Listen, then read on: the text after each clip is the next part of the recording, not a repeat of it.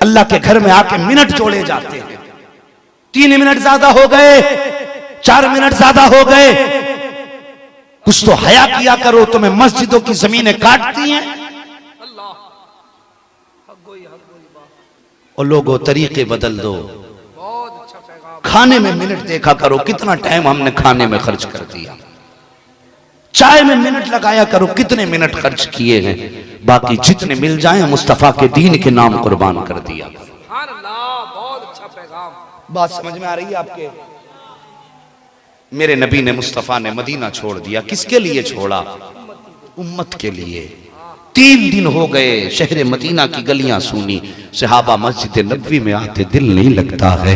कभी आका करीम के हुजरे के दाएं बाएं घूमते हैं, एक दूसरे से कहते हैं यार मदीने में दिल नहीं लग रहा है, कोई हमारा दिलबर देखा हो किसी ने तो बता दे। अल्लाह अकबर। 3 दिन गुजर गए, जब सहाबा को आका नजर नहीं आए, तलाश करने के लिए निकले हैं। अल्लाह अकबर। तलाश करने के लिए एक सहाबी निकले, बस्ती से बाहर गए, पता पूछा मेरे आका किधर गए हैं। लोगों ने बताया किसी ने मदीना शरीफ के बाहर गए थे। जरा तवज्जो से सुनना, वाकयात आपने बहुत सुने होंगे और ये भी कई बार सुना होगा, लेकिन शायद कि उतर जाए तेरे दिल में मेरी बात। मेरा अंदाज़े बयां बहुत शोक नहीं है, शायद कि उतर जाए तेरे दिल में मेरी बात। बस अपनी बात मैं आपको समझाना चाहता हूँ। लोग ढूंढते हुए चले गए। एक चरवाहे से पूछा यार बता, अगर तूने मेरा दिलबर देखा हो तो बता। उसने कहा कौन है दिलबर? तो सहाबा अर्ज करते हैं हमारे दिलबर की पहचान ये है, चलता है तो रहमतें कुर्बान होती हैं, बोलता है तो लबों से फूल झड़ा करते हैं, नजरें उठती हैं तो करम की बरसात होती है। उसने कहा यार तुम क्या कह रहे हो? ऐसा शख्स मैंने देखा तो नहीं है, लेकिन इतना जरूर पता है कि आज 3 दिन हो गए हैं, सामने वाली पहाड़ी में कोई शख्स है जो बड़े दर्द के साथ रो रहा है। आज 3 दिन हो गए हैं, सुबह को मैं आता हूं, मेरी बकरियां मेरे साथ आती हैं, लेकिन उसके दर्द का आलम यह होता है कि बकरियां चरना छोड़ देती हैं और उसी के गम में शरीक हो जाती हैं। यार मैं तुमसे पूछना चाहता हूं, बकरियां जानवर होकर के नबी के गम में शरीक हो सकती हैं, हम इंसान होकर के नबी के गम में शरीक नहीं हो सकते हैं, अशरफुल मखलूकात होकर नबी के गम में शरीक नहीं हो सकते हैं। तो फिर मकसद क्या है जीने का? जरूरत क्या है ऐसी जिंदगी की? कहीं डूब के मर जाना चाहिए। अगर आका के दर्द में शरीक नहीं हो सकते हो तो फिर जीने का अधिकार भी नहीं है। अल्लाह अकबर। उसने कहा था मेरी बकरियां हैं कि उसके साथ रोना शुरू कर देती हैं और इस दर्द के साथ वो रोता है कि बकरियां चरना छोड़ देती हैं। मगर कमाल की बात यह है कि 3 दिन से बकरियों ने ना कुछ खाया है ना पिया है। जब शाम को घर जाती है तो दूध हर दिन से ज्यादा दिया करती है। आशिक ने कहा था हो न हो ये मदीने वाले की आवाज ही लगी होगी, हो न हो ये मुस्तफा की सदा होगी। जब आशिक दौड़ के गए तो क्या देखते गए? सैयदुल अंबिया की पेशानी सजदे में है, जबान पे रब्बे हबली उम्मती की सदाएं, रब्बे हबली की सदाएं हैं। अल्लाह अकबर। जाके कदम पकड़ लिया, आका मदीना लौट चलिए। मेरे नबी ने फरमाया मेरी उम्मत का मामला है, मैं वापस नहीं जाऊंगा। वापस आ गए, ऐलान कर दिया अबू बकर उमर जी का मुस्तफा का पता मिल गया है, चलो चल के बुला लाएं। सहाबा ने इतना सुना, दौड़ना शुरू कर दिया। यार वो थे कौन? शमे रिसालत के परवाने थे। वो आका के पसीने की जगह अपने खून के कतरे बहा दिया करते थे, बल्कि कतरे नहीं मैं कहता हूं उन्होंने दरिया बहाए हैं खून के मुस्तफा के लिए। अल्लाह अकबर। दौड़ के आए, आका के कदम पकड़े अबू बकर सिद्दीक ने। आका जी मदीना लौट चलिए, मस्जिद नबवी खाली है, मुसल्ले पे दिल नहीं लगता है, सरकार वापस चलिए। मेरे सरकार फरमाते हैं अबू बकर मैं कैसे वापस चला जाऊं? आज मेरी उम्मत का मामला आ गया है, आका जी लौट चलिए। सहाबा कदम पकड़ के आंसू बहा रहे हैं, लेकिन मुस्तफा फरमाते हैं अबू बकर जब तक उम्मत के हक में अल्लाह कोई हतमी फैसला नहीं फरमा देता उस वक्त तक मैं वापस नहीं जाऊंगा। अभी सहाबा रो ही रहे थे, इतने में सलमान फारसी कह देते हैं ओ लोगों एक पता बताता हूं, आका ऐसे नहीं जाएंगे। कहा फिर कहा एक जात ऐसी भी है जिसकी कभी मुस्तफा ने भी नहीं टाली है, अगर वो जात आ जाएगी तो मुस्तफा भी मान जाएंगे। कहा किसकी बात करते हो? कहा मैं जाने मुस्तफा सैयदा फातिमा की बात कर रहा हूँ, कोई जाके सैयदा फातिमा को बुला लाए। इतना सुनना था। लोगों ने कहा सलमान जल्दी जाओ, मुस्तफा की शहजादी को बुला लाओ। अल्लाह अकबर, जाके उन्होंने मदीने की खवातीन को तैयार किया। वो सहाबा इकराम की बेटियां बीवियां उठी हैं, सैयदा के दरवाजे पे दस्तक दी है। अंदर से आवाज आई मंदक्कल बाब, दरवाजा किसने बचाया है? खातून खवातीन कहती हैं सैयदा हम आए हैं। हजरत फातिमा ने दरवाजा खोला। कहा कैसे आना हुआ है? कहा तुम्हारे बाबा का पता मिल गया है। इतना सुनना था। सैयदा की आंखें बरसने लग जाती हैं। कहाँ है मेरे बाबा? कहा वो पहाड़ी के अंदर आंसू बहा रहे हैं। आज 3 दिन हो गए हैं। जहां मुस्तफा का सर रखा हुआ है वो पत्थर भी आंसुओं से तर हो चुका है, वापस आने के राजी नहीं है।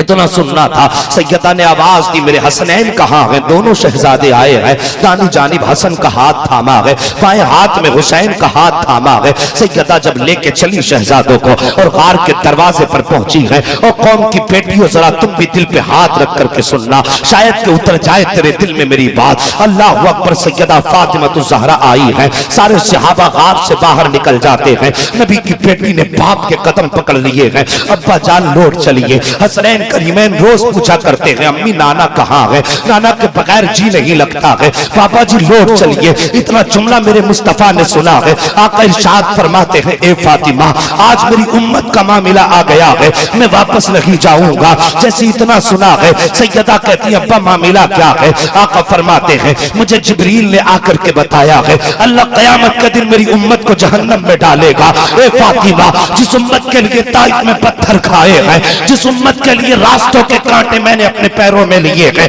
अगर वो उम्मत कट के जहन्नम में गिरेगी तो मोहम्मद कैसे गवारा करेगा? ए फातिमा, आज उसी उम्मत का मामला है। इतना सुनना था। सैयदा ने इमाम हसन का हाथ पकड़ा है, मुस्तफा के सामने पेश किया है। अब्बा जान देखो यही वही हसन है जिसकी पैदाइश पे आपने कहा था ए फातिमा जब ये जवान हो जाएगा इसकी जिंदगी में एक दौर ऐसा आएगा मेरी उम्मत इसको जहर पिला करके शहीद करेगी, इसके कलेजे के टुकड़े हो के निकलेंगे। इतना सुनना था। सैयदा कहती है बाजान, आज फातिमा वादा करती है कि अगर कयामत के दिन उम्मत नहीं बख्शी जाएगी तो मैं हसन का कुर्ता लूंगी, उम्मत की नेकियों के पल्ले में रख दूंगी। आका फरमाते हैं फातिमा अगर उम्मत तब भी न बख्शी गई फिर क्या करोगी? अर्ज करती है बाबा ये दूसरा नवासा हुसैन है जिसके लिए आपने कहा था इसे 3 दिन का प्यासा करबला में शहीद किया जाएगा। अब्बा इसी हुसैन का खून आलूदा कुर्ता लूंगी, उम्मत के नेकियों के पल्ले में रख दूंगी। आका फरमाते हैं ए फातिमा अगर उम्मत तब भी न बख्शी गई फिर क्या करोगी? इतना सुनना था। आवाज देके कहती है अली अंदर आ जाओ। अब अली अंदर आए हैं। ए फातिमा क्या हुक्म है? काली जाओ अबू बकर से वादा लो। कौन सा वादा? कि उनसे ये वादा लो कि जब तक मेरी मुस्तफा की उम्मत का एक भी बूढ़ा बख्शा ना जाए उस वक्त तक तुम जन्नत में कदम नहीं रखोगे। अली ने अबू बकर से वादा लिया है। हजरत फातिमा ने फिर कहा था अली अब अपना हाथ मेरे हाथ पे रख दो। अली ने अपना हाथ सैयदा के हाथ पे रखा था और कहा था फातिमा क्या कहना चाहती हो?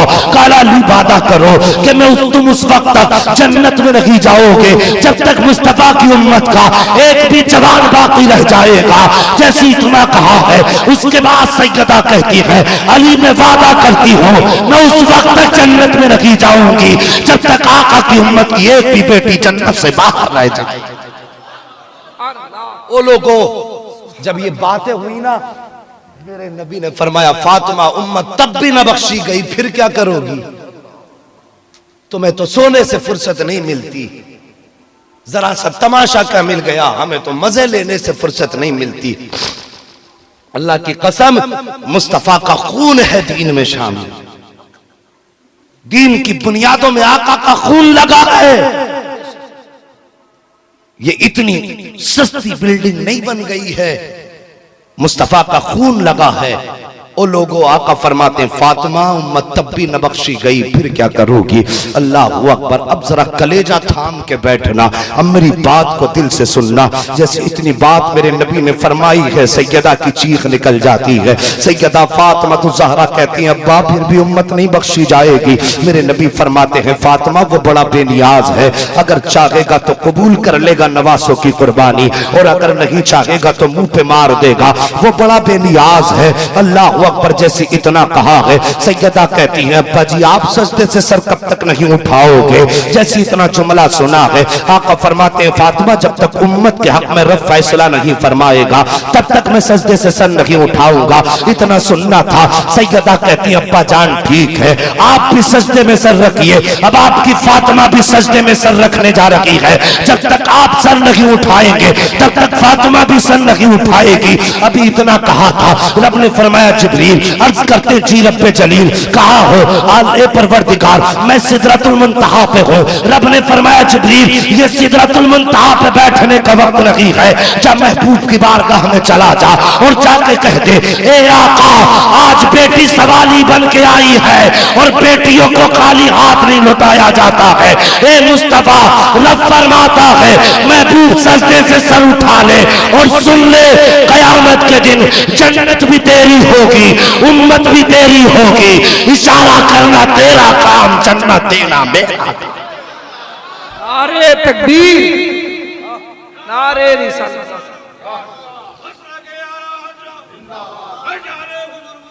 जिंदाबाद जिंदाबाद। गौर करो प्यारे, बड़ी कुर्बानियां है मेरे नबी की। मुझे एक मौलवी ऐसा दिखा दो जिसकी बेटी घर में फाके से हो और वो दीन की तबलीग करता हो। मुझे एक पीर ऐसा दिखा दो जिसकी बेटियों के फाके से चेहरे उतर गए हो और वो दुनिया में दीन बांटता फिरे। कोई पीर ऐसा नहीं दिखा सकते। अल्लाह की कसम शाबे अबी तालिब में 3 साल का मुहासरा मेरे नबी पे कुफ्फार ने किया। इस 3 साल के मुहासरे की सख्ती का आलम यह था कि सहाबा के पास खाने का सामान खत्म हो गया। थके तो नहीं है अभी आप?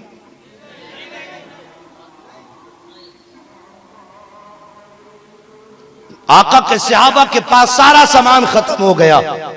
आका ने फरमाया सहाबा जी आका का मैं देख रहा हूं बच्चे भूख से माओ की गोद में तड़प रहे हैं। आका हुक्म क्या? फरमाया जाओ मक्के के बाजार में चले जाओ, जो सब्जी मिले खरीद के ले आओ। अल्लाह अकबर। जब मुस्तफा के नौकर आए ना मक्के की गलियों में सब्जी खरीदने, तो मक्के के काफिरों ने उस सब्जी को महंगा करके पहले खरीद लिया था ताकि ये सब्जी मुस्तफा के दीवानों तक ना पहुंचने पाए। आए पूरा बाजार खाली है, वापस गए गर्दन झुकी है। मेरा नबी तो दिलों के राज जानने वाला है। आका ने फरमाया सहाबा क्या हुआ, खाली हाथ वापस आ गए? आका हम गए थे, क्या करें सरकार? जब हम गए ना हमने देखा बाजार की सारी सब्जी मक्के वाले पहले खरीद चुके, सारे खाने का सामान खरीद लिया। इतना सुना मेरे नबी की आंखें बरसने लग जाती है। अल्लाह अकबर। सरकार ने फरमाया सहाबा कहो तुम्हारा अब क्या हाल है, क्या चाहते हो?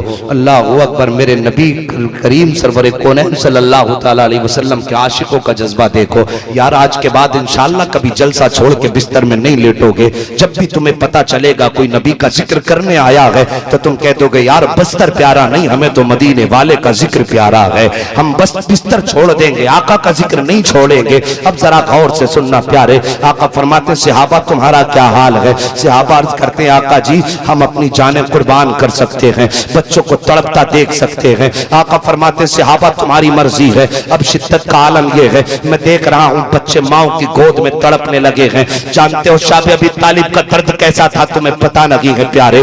जब बच्चे माओ से शिकायत करते थे ना अम्मा भूख लगी है, कुछ खाने का सामान लगी है, जब बच्चे रोया करते थे तो माए बच्चों के कान में कहती थी बेटा इसकी आवाज को इतनी जोर से मत निकालो कहीं आवाज मदीने वाले के कानों तक ना पहुंच जाए। अगर उनके कानों तक आवाज पहुंच गई तो बेटे उनकी शान में गुस्ताखी हो जाएगी। वो कैसे बच्चे थे, जब माए टोक देती थी तो जान दे देते थे, लेकिन आवाज से कभी रोटी नहीं मांगते थे। एक दिन उसी शाब अबी तालिब में मेरा नबी जब आया है, हजरत खदीजतुल कुबरा ने आका की बेटियों को अपनी पीठ के पीछे कर लिया। आका फरमाते आए खदीजा, जी आका, का मेरी बेटियां कहाँ है? अर्ज करती सरकार मेरी पीठ के पीछे छुप गई है। आका फरमाते किस लिए? का सरकार आपकी बेटियों के भूख की वजह से चेहरे लटक गए हैं। आका बेटियां इसलिए सामने नहीं आई है, अगर आप हमारा चेहरा देखोगे, आप तो वैसे ही मशक्कत में हो, बेटियों का चेहरा देखोगे आका तकलीफ हो जाएगी। मेरे नबी ने फरमाया फातिमा जरा करीब आ जाओ, ज़ैनब तुम भी आ जाओ, रुकैया तुम भी आ जाओ, उम्मे कुलसूम तुम भी आ जाओ। बेटियों का हाथ थामा है और दरख्त सूखा था। आका बेटियों को लेकर के गए, पेड़ हिलाया, पत्ते गिरे, उठा के फातिमा की गोद में रखे। कहा बेटी इसको जाके कूट लो, कूट के सुफू बना लो और इसे पी लो। भूख बर्दाश्त की जा सकती है लेकिन कुरान की तिलावत को बंद नहीं किया जा सकता है। अल्लाहू अकबर। मेरे नबी ने जब बेटियों की गोद में सूखे पत्ते डाले थे तब फरिश्तों ने कहा था ए मालिक अर्ज़ो समा, पहले नबियों की उम्मतों ने अगर खाना मांगा है तो जन्नत से मन्नो सलवा उतार दिया गया है। आज तेरे महबूब की बेटियां भूखी हैं, सूखे पत्ते खा रही हैं। अल्लाह फैसला कर दे ताकि जन्नत का दस्तरखान ले जाके बिछा दे। रब ने फरमाया था फरिश्तों जो मैं जानता हूँ वो तुम नहीं जानते हो। फरिश्तों ने कहा था मालिक इसमें राज क्या है? तो रब ने फरमाया था कुछ देर ठहर जाओ, अभी पर्दा खुद उठ जाएगा। जैसे इतना कहा है, जब बेटियों को मुस्तफा ने पत्ते दे दिए उसके बाद हाथ उठाए थे और उठा के कहा था ए परवरदिगार आलम, बेटियों की भूख के बदले में मैं कुछ नहीं मांगता, अगर देना है तो मेरी गुनाहगार उम्मत को जन्नत का परवाना अता फरमा। नारे तकबीर, नारे रिसालत, सीरत मुस्तफा जिंदाबाद जिंदाबाद। तुम्हारे ही लिए था ए गुनहगारो सियाकारो, ये शब भर जागना और रात भर रोना मोहम्मद का। अल्लाह की कसम उन्हें जरूरत नहीं थी, अगर वो इशारा कर देते ना तो उनके लिए तो जन्नत क्या दस्तरखान क्या पूरी जन्नत जमीन पे उतार दी जाती। उनके लिए जन्नत क्या चीज है, वो जहां कदम रख दे वो जगह जन्नत बना दी जाती है। ओ लोगो कम से कम इतना तो रुसवा ना करो अपनी कौम को कि बताते हुए शर्म आई कि हम नबी का जलसा करते हैं, लोगों को घर घर जाके बुलाते हैं। अपना मिजाज आज से आशिकों वाला बना लो, दीवाना वाला बना लो। अगर कहीं नबी का जिक्र होता हो और दुनिया की ताकतें तुम्हें रोकने लग जाए, हर ताकत तोड़ दो, मुस्तफा के जलसे से रिश्ता जोड़ दो। यही इश्क है। और जब ये इश्क पैदा होगा ना नबी से तो अल्लाह की कसम नबुव्वत का दरवाजा बंद है, विलायत का दरवाजा बंद नहीं है, ये याद रखिए। जब ये तुम्हारे रिश्ते होंगे, जब तुम पारसा होगे तो फिर सजदों में जाकर के सलाहुद्दीन मांगने की जरूरत नहीं है। जिस दिन तुम आशिक बन जाओगे तुम्हारे घरों के अंदर माओ की गोदों में अल्लाह सलाहुद्दीन अय्यूबी पैदा फरमा दे। हम लुक़मे तो हराम के खाते हैं और दुआएं करते हैं अल्लाह हमारे घर में कोई खालिद बिन वलीद पैदा कर दे। हमारी माँ बहनों के पूरे पूरे दिन सीरियलों पे टीवी पे गुजर जाते हैं और फिर उम्मीद करते हैं हमारे घर में कोई वली पैदा होगा। मौलाना 8 साल की उम्र हो गई, मेरे बेटे को कुछ नहीं आया। और मेरी कौम की बेटी हो, तुम भी नबी के जिक्र में आई हो, बेटो तुम भी बात सुन लो। मैं कोई ज्यादा वक्त आपका नहीं लूंगा, थोड़ी देर का मेरे पास वक्त रह गया है। और लोगों रिश्ता मुस्तफा से जोड़ो, सिर्फ रिश्ता मुस्तफा से जोड़ दो। जब रिश्ते अच्छे होते हैं ना तो औलाद खुद ब खुद अच्छी होने लग जाती है कि नहीं? सबसे बड़ी गलती हम करते हैं अच्छी गोद के इंतखाब में। बुजुर्गों ने फरमाया अच्छी नस्ल तभी पैदा होगी जब उसके लिए अच्छी गोद का इंतखाब होगा। अच्छी गोद कैसे मिलती है? आज हम रिश्ते तलाश कहां करते हैं? आज इंटरनेट सोशल मीडिया का दौर है। कोई व्हाट्सएप पर रिश्ते ढूंढ रहा है, कोई फेसबुक पर रिश्ते ढूंढ रहा है, कोई इंटरनेट पर रिश्ते ढूंढ रहा है। जब कहीं नहीं मिले तो बियर बार में रिश्ते तलाश किए जा रहे हैं और मॉलों में जाकर के, फिनिक्स मॉल, बड़े बड़े मॉलों में जाकर रिश्ते ढूंढे जाते हैं। जब ऐसी जगह रिश्ते तलाश करोगे तो फिर कोई शैतान ही पैदा हो सकता है, कोई गुलाम मुस्तफा पैदा नहीं हो सकता। सही बात अल्लाह। अच्छी गोदों का इंतखाब करो। माएं पारसा होती हैं तो औलाद वली होती है। गारंटी के साथ कह रहा हूं। वो लोगों, मैं बात कोई ज्यादा बड़ी नहीं कर रहा हूं, गौर करो। हजरत ख्वाजा कुतुबुद्दीन बख्तियार काकी रहमतुल्लाह तआला अलैह, उम्र शरीफ जब आपकी हुई ना, 3 बरस या 5 बरस या 6 बरस, जो जो रिवायतें मैंने सारी जिक्र कर दी। माँ ने हाथ पकड़ा, मस्जिद में लाई, आलिम दीन के पास। बाप का साया तो सर पे था ही नहीं। मेरे बेटे को ऐसा करो ना, मेरे बेटे को बिस्मिल्लाह खानी करा दो। अब तो वो दिन ही चले गए जब 3 साल की उम्र में बेटों की बिस्मिल्लाह खानी होती थी। कान तरस गए मौलवियों के, कोई आके कहे बिस्मिल्लाह खानी कराते। शौक ही नहीं बिस्मिल्लाह खानी का। बच्चा होश संभालता है, कहते हैं बेटे जरा मौलाना को 1 2 3 सुना दो, ABCD सुना दे, पोयम सुना दे। यार एक दौर वो था जब बच्चे होश संभालते थे तो खुशी से माँ बाप कहते थे मौलाना मेरे बेटे को दुआएं दे दो, जैसे इसकी जबान चली है सबसे पहले इसने मुस्तफा की नात याद कर। बच्चा होश संभालता, बोलना सीखता, माँ कहती बेटे कहो अंकल, आंटी, पापा, मम्मी, ये बच्चों को सिखाया जाता। और मेरे नबी का फरमान सुनो, आका फरमाते हैं जब कोई बच्चा बोलना सीखे, उसकी जबान चलने लगे, अगर उसकी जबान पे पहला जुमला लफ्ज अल्लाह आता है तो अल्लाह 2 फरिश्तों को उसके दरवाजे पे उतार देता है और ऐलान कर देता है आज तेरे बेटे ने सबसे पहला जुमला लफ्ज अल्लाह कहा है। इसकी जबान के सदके में हमने माँ के भी सारे गुनाह बख्श दिए हैं, बाप की भी सारी खताएं माफ कर दी।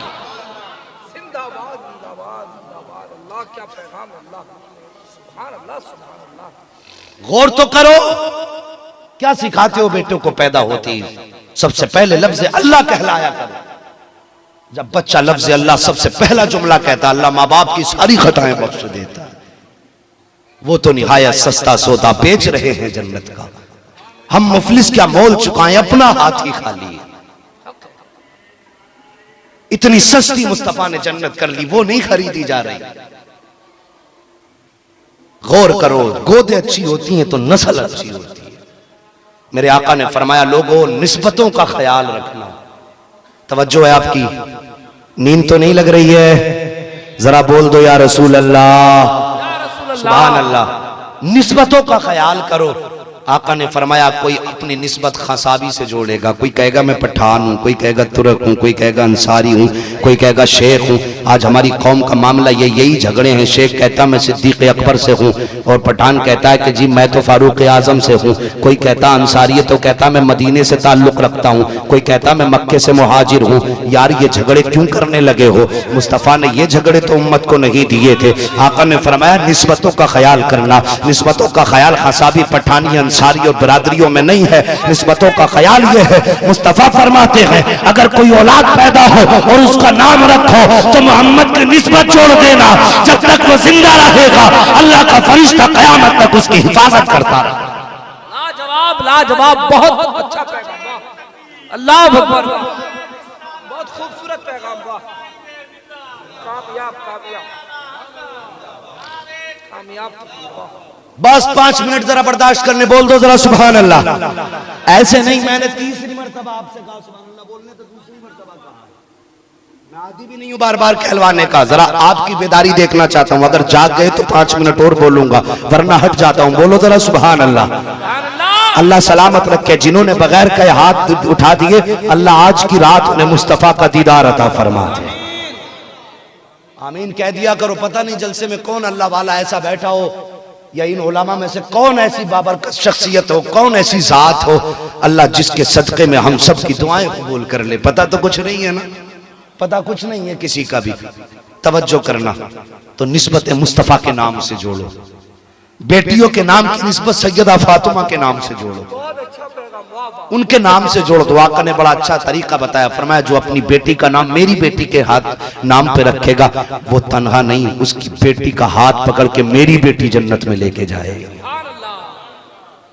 तो बेटियों का नाम उनके नाम। मैंने कहा गोदे अच्छी होती हैं तो नस्ल अच्छी होती है। माई ना ख्वाजा कुतुबुद्दीन बख्तियार काकी की मौलाना मेरे बेटे को जरा बिस्मिल्लाह खानी करा दो। आपने कहा बेटे पढ़ो, जैसे इतना कहा ना तो हजरत ख्वाजा कुतुबुद्दीन बख्तियार काकी ने पहला पारा पढ़ा, दूसरा पारा, तीसरा पारा, चौथा पारा, पांचवा पारा, छठा पारा, सातवां पारा, आठवां पारा, नवा पारा, 10वां पारा, 11 पारा, 12 पारा, 13 पारा, 14 पारा, 15 पारा, 16 पारा, 17 पारे पढ़ के बोल दो अल्लाह ऐसी औलाद हमारी नस्लों में अता फरमा दे। 17 पारे पढ़ के रुके, जैसी आप 17 पारे पढ़ के रुके हैं उस्ताद कहने लग जाते हैं खातून जरा बता तो सही, बेवकूफ बना रही हो। कहा किस लिए? तुमने तो कहा था बेटे की बिस्मिल्लाह खानी है। कहा फिर कहा तेरे बेटे से पढ़ने क्या कह दिया? ये तो रुकने का नाम नहीं ले रहा है, इसने तो 17 पारे बगैर देखे पढ़ दिए हैं। कहा बता कहाँ पढ़ाया था अब तक बेटे को? कहा मैंने तो कहीं नहीं पढ़ाया, इसी से पूछो इसने कहाँ पढ़ा है। अल्लाह अकबर। उस्ताद कहते हैं कुतुबुद्दीन का जी उस्ताद। कहा बेटे बता तो सही कहाँ पढ़ा है? कहा हजरत मैंने किसी मदरसे में नहीं पढ़ा है। कहा फिर कहा जब से मैंने माँ की गोद में आंख खोली है, जब इस माँ ने दूध पिलाया है तो कुरान पढ़ के पिलाया है, आटा गूंदा है तो कुरान पढ़ के गूंदा है, रोटी बनाई है तो कुरान पढ़ के बनाई है, जब ये घर में झाड़ू देती थी जबान पे कुरान होता था, चूल्हा झुलाती थी जबान पे कुरान होता था, दूध पिलाती थी जबान पे कुरान होता था, आंचल में लेके सुलाती थी जबान पे कुरान होता था। उस्ताद जी मेरी माँ ने इतना कुरान पढ़ा, इतना कुरान पढ़ा कि सुनते सुनते 17 पारे इस बेटे ने सीने में महफूज कर। नारे तकबीर, नारे रिसालत, फैजान औलिया इकराम, सीरते मुस्तफा। मैंने कहा गोद अच्छी होती है तो नस्लें अच्छी होती है, गोद अच्छी हो तो नस्लें अच्छी होती है। तो बेटियों कुरान से रिश्ता जोड़ लो, टीवी केबल ये उठा करके बाहर फेंक दो, कह दो आज से हमारा रिश्ता केबल से नहीं है, टीवी एंटीने से नहीं है, आज से हमारा रिश्ता मुस्तफा के मदीने से जुड़ गया है। मुस्तफा के मदीने से रिश्ता जोड़ दो। आज कई कई दिन हो जाते हैं घरों में कुरान की तिलावत नहीं होती। सही बात हजरत। बातें तो बहुत सारी हैं, एक हंगामा महशर हो तो भूलो उसको, सैकड़ों बातों का रह रह के ख्याल आता है। चेहरों पे दाढ़ी सालाद सजा लो, पेशानियों पे सजदे के निशान बना लो। ये वो मैं काले निशान की बात नहीं करता हूं जो लोग जला जला के सुलगा सुलगा के रख लेते हैं, मैं उसकी बात नहीं करता हूं। मैं तो उस सजदे की बात कर रहा हूं। यार अगर काले धब्बे से नमाजी होते तो मेरे नबी से ज्यादा सजदे किसने किए हैं? और तारीख की किसी किताब में मुझे दिखा दो नबी की पेशानी पे कभी काला धब्बा पड़ा। अबू बकर सिद्दीक से बड़ा नमाजी कौन होगा? फारूक आजम से पक्का नमाजी कौन होगा? मुस्तफा के सहाबा से बड़ा नमाजी कौन होगा? लेकिन किसी के माथे पे काला निशान नहीं था। उनकी पेशानियां तो सजदे के नूर से और ज्यादा मुनव्वर नजर आती थी। मैं दिखावे की बात नहीं करता, ये तो रगड़ रगड़ के काला करते हैं ताकि कोई मस्जिद में ना देखे तो पेशानी देख के पता लगा ले कि ये सजदा करके आ रहा। समझ रहे ना मेरी बात? आप मस्जिदों को आबाद करो, जवानों दाढ़ी सजा लो, चेहरे पे मुस्तफा की दाढ़ी सजा लो। मैं कुछ नहीं मांगने आया, बस इतना मांगने आया हूं चेहरा भी मुस्तफा वाला बना लो, किरदार भी मुस्तफा वाला बना लो। बस इतना कर लो, कसम खुदा की कामयाबियां खुद तुम्हारे कदमों में आ जाएंगी। दाढ़ी की बरकत देखना जिंदगी कितनी अच्छी हो जाएगी, और सजदों की बरकत देखना कि घरों में बरकतें कितनी हो जाएंगी।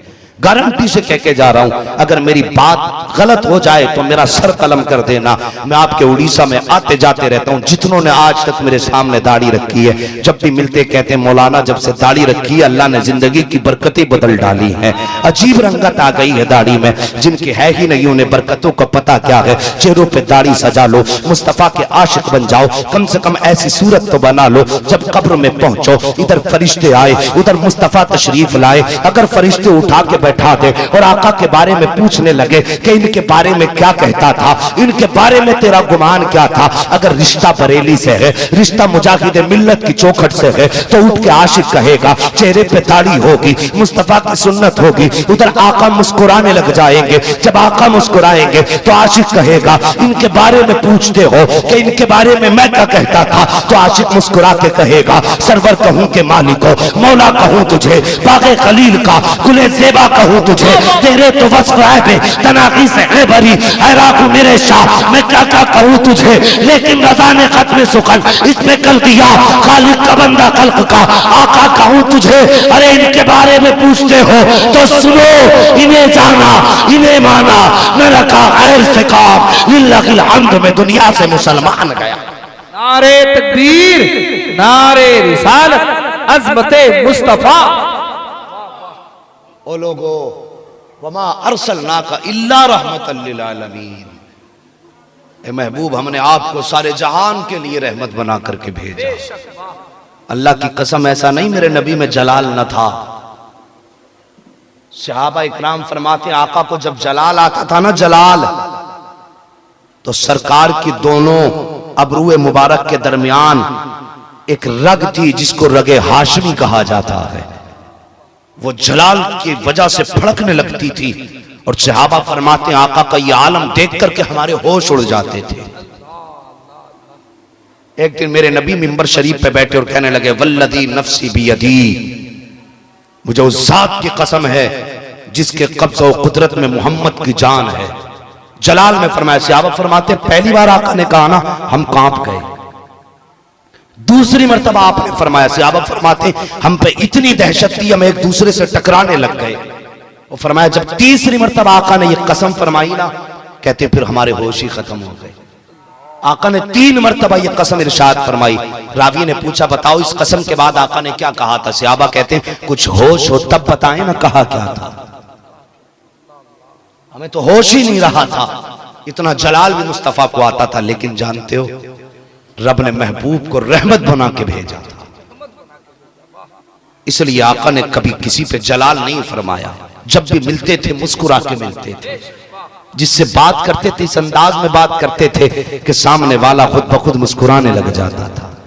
सहाबा फरमाते हो, खुद हजरत आयशा सिद्दीका फरमाती, कायनात में सबसे ज्यादा मुस्कुराने वाली जात मोहम्मदुर रसूलुल्लाह की जात है। बदलो अपने तरीके, नमाजी बन जाओ, तेरे चेहरों पे दाढ़ी सजा लो, किरदार मुस्तफा जैसा बना लो। जब भी किसी से मिलो मुस्कुरा के मिलो। कोई अकड़ नहीं होनी चाहिए, मैं यूं हूं, मैं वो हूं, मैं तू हूं और ये कर दूंगा वो कर दूंगा। कुछ नहीं कर सकता कोई भी। ये बेबसी तो तब पता चलेगी जब बदन से रूह निकल जाएगी। जिस दिन मस्जिद वाली चारपाई घर के आगे दरवाजे पे रख जाएगी, तब अपनी औकात समझ में आएगी। हम अपने बिस्तर के रोज की 3-3 चादरें बदलते हैं। सुबह की चादर और है, दोपहर की और है, शाम की और है। लेकिन जब रूह निकल जाती है ना, तो फिर बेटे अपनी बिस्तर भी नहीं देते। वही मस्जिद से लाकर के चारपाई डाली जाती है जो लाखों को लेके गई, हजारों को लेके जाएगी। फिर इतनी औकात नहीं रह जाती कि बेटे तुझे अपना बिस्तर भी दे सकें। जिनके लिए रातों दिन तुम कमाते हो ना, हराम हलाल की तमीज किए बगैर ये बदन के कपड़े ऐसे उतार के फेंकते हैं जैसे कि इनको इन कपड़ों से घिन लगने लग गई है। जिन बेटों का झूठा तुम रात दिन खाते हो, अगर यही गुस्ल देने के लिए आ जाए तो यूं कपड़े बचा बचा के गुस्ल देते हैं। बाप के बदन का पानी है, कहीं हमारे कपड़ों पे न लग जाए आकर के। बड़ी बेवफा है दुनिया। इसने किसी के साथ वफा नहीं की। इस पे इतने फिदा ना हो कि तुम खुदा को भी भूल जाओ, मुस्तफा को भी भूल जाओ। आला हजरत ने कहा था, सूना जंगल रात अंधेरी, छाई बदली काली है, सोने वालों जागते रहियो, चोरों की रखवाली है। शहद दिखाए जहर पिलाए, ये इसी दुनिया के बारे में आला हजरत ने कहा था। बदलो यार, सोच बदलो, सबसे रिश्ता तोड़ दो, मुस्तफा से रिश्ता जोड़ो। और ये बातें सिर्फ नारों से साबित नहीं होंगी, सिर्फ जलसा कराने या करने से, आकर के बैठने से साबित नहीं होंगी। ये साबित तब होंगी जब यहां आए थे तो चेहरों पे दाढ़ियां नहीं थी, जब आए थे तो बेनवाजी थे, अब यहाँ से जाओ तो फजर की नमाज भी पढ़नी है, आइंदा मुस्तफा की सुन्नत भी चेहरों पे रखे। तब पता चलेगा, फिर फख्र से कहना तुझसे और जन्नत से क्या मतलब, वहां भी दूर हो। हम रसूलुल्लाह के जन्नत, बोल दो यार जन्नत रसूलुल्लाह की। नाराज हो गए तो फिर क्यों नहीं बोलते हम रसूलुल्लाह के जन्नत, रसूलुल्लाह की। अल्लाह आपको भी सलामत रखे, आपकी नस्लों को भी सलामत रखे। खुदारा मुस्तफ़ा से रिश्ता जोड़ लो, आका के दीन से रिश्ता जोड़ लो। मैंने जो बातें कही हैं, अल्लाह इन बातों पे पहले मुझे अमल की तौफीक अता फरमाए, और अल्लाह मेरे जाहिर को, मेरे बातिन को मेरे जाहिर से बेहतर बना दे। लोगों, मुझे तुम्हारी दुआओं की ज्यादा जरूरत है। अल्लाह से दुआएं किया करो। अल्लाह जब भी हमें मौत आए, ईमान की मौत आए, सलामती की मौत आए, ये तो मालूम ही नहीं किस जगह पे इंतकाल हो, कफन मिले ना मिले, जनाजे मिले ना मिले, कांधे मयसर हो ना हो, कुछ नहीं कहा जा सकता। बस अल्लाह से दुआएं मांगा करो। अल्लाह मौत कहीं भी दे दे, दफन होने के लिए मुस्तफा के शहर में जगह दे दे। आका ने फरमाया मयसर हो सके, मुमकिन हो तो मेरे मदीने में मर जाना। मेरे नबी ने उम्मत को तरगीब दी, फरमाया हो सके तो मेरे मदीने में मर जाना, और अगर मेरे मदीने में न मर सको तो मदीने की हसरत लेके मर जाना, मदीने की हसरत लेके मर जाना। आका जी किस लिए? मुस्तफा फरमाते हैं जो मदीने में मर के दफन होगा वो भी मेरे साथ उठेगा, और जो मदीने में न मर सका लेकिन हसरत लेके मरा, कयामत के दिन वो भी मदीने के कब्रिस्तान से उठाया जाए। अल्लाह ताला हम सब का रिश्ता मदीने से यूं ही मजबूत रखे। तो मेरी बातों पे अल्लाह ताला मुझे अमल की तौफीक दे, उसके बाद पूरी उम्मत मुस्लिमा को अमल की तौफीक अता फरमाए। मैंने कुछ बातें खास कही हैं। मैंने कहा है रिश्ता नबी से जोड़ना है, और रिश्ता सिर्फ नारेबाजी में नहीं, बातों में नहीं, बल्कि चेहरा भी मुस्तफ़ा जैसा होना चाहिए, किरदार भी मुस्तफ़ा के जैसा होना चाहिए, हमारे घरों का माहौल भी मुस्तफ़ा के जैसा होना चाहिए। ये टीवी केबल उठा के फेंक दो। बेटियां अगर तुमसे पूछे टाइम कैसे कटेगा तो कह देना टाइम काटने की बात नहीं है, जो टाइम काटता है तो वो टाइम काटता है, जो टाइम नहीं काटता उसे टाइम काट देता है। उनको समझा देना कि अगर वक्त ही गुजारना है तो फालतू टीवी पे बैठ के नहीं, कुरान खोल के बैठ जाया करो। अगर पढ़ना नहीं आया तो देख लिया करो। तुम कुरान को देखोगी, कुरान तुम्हें देखेगा। तुम इसको पहचानोगी, ये तुम्हें पहचानेगा। और जब कयामत में मुसीबत में घिर जाओगी, कोई यारो मददगार नहीं होगा, तो वहां पर कुरान तुम्हारा हाथ पकड़ेगा, अल्लाह की जन्नत के दरवाजे पे खड़ा कर देगा। जब फरिश्ते कहेंगे किधर लेके चला है, कुरान कहेगा इसने मुझे दुनिया में नहीं छोड़ा है, मैं इसे आखिरत में नहीं छोड़ने वाला। करेंगे इंशाअल्लाह इन बातों पे अमल, करेंगे इंशाअल्लाह। मैं सबसे उम्मीद नहीं करता, मैं समझता हूं कि बस वही अमल करेगा जिसे खुदा तौफीक देगा। हाँ, ये केबिल दूर कर दो, बेटियों के हाथ में कुरान दे दो, सीरत फातिमा ज़हरा दे दो, उनके हाथों से मोबाइल छीन लो, उनसे कहो तेरा जीने का मकसद दुनिया का तमाशा नहीं, तेरे जीने का मकसद तो है सैयदा फातिमा की कनीज बन के जीना है। और बेटियों तुम भी कयामत के दिन बाप की पगड़ी उछलने से बचा लेना।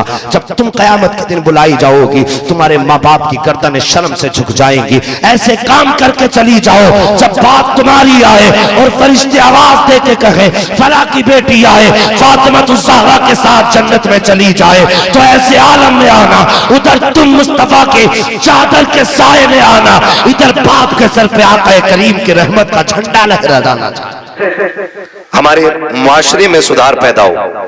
ये नहीं कि रात भर कूदे फांदे और सुबह किसी ने पूछा रात कैसा रहा भाई जलसा, बोले मजा आ गया।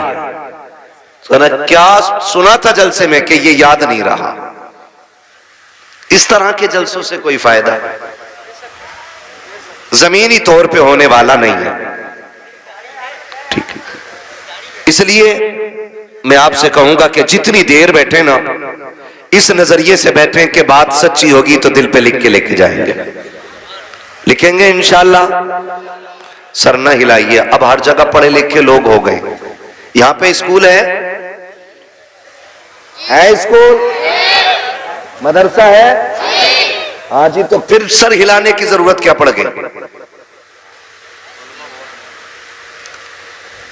अगर जबान अल्लाह ने दी है ना तो फिर बोल के बात होनी चाहिए। लिखेंगे इंशाअल्लाह बातें दिल पे, और कड़वी लग जाए तो मेरी मुझे वापस कर जाना। मैं अपनी बात वापस ले लूंगा। क्या खो गया भाई? तलाश करा दो जाओ। फिर मैं वहीं से सफर का आगाज करूं। वो जो न थे, साथ में और बोले जरा सामने वाले, वो जो न थे। देखो आप बैठे हो ना, इसलिए आराम से बैठे हो कि आपको दिक्कत नहीं है, इसलिए बोल भी नहीं रहे हो, पुरसुकून हो। अगर आपको बोलना नहीं है ना तो आप पीछे हट जाइए, जो लोग पीछे खड़े हैं ना मैं उन्हें आगे बैठा लूं। आराम की कदर वही जानता जो मुसीबतें उठाए हुए होता है ना। तो फिर बेदारी पैदा करें, मेरे साथ में और बोले, वो जो न थे, वो जो न हो, जान है वो जहान की। इतना अच्छा तुम लोगों ने वाकई पढ़ा है बच्चों। मैं सोच रहा था कि ये बच्चे वो हैं जो अक्सर नात सुनते हैं, ऐसा ही है ना? नात सुनते हैं ना, तभी तो नात याद थी। अल्लाह इन बच्चों के माँ बाप को सलामत रखे, जिन्होंने अपने बच्चों की परवरिश इस तरह की है कि वो हुजूर की नात बराबर पढ़ना जानते हैं। खुदा आप लोगों की उम्रों में बरकत अता करे, आपके माँ बाप की उम्र में बरकत अता करे। कुल कायनात हुजूर के सदक़े में बनाई गई है। अगर हुजूर ना होते तो कुछ नहीं होता। ये सांसें, धड़कनें, आंखें, दिमाग की रफ्तार, वजूद, ताकत सारी हुजूर के सदक़े में। आला हज़रत फरमाते हैं, जमीन व जमा, मकीन व मका, चुनीन व चुना, बने दो जहां, दहन में जबा, बदन में है जा।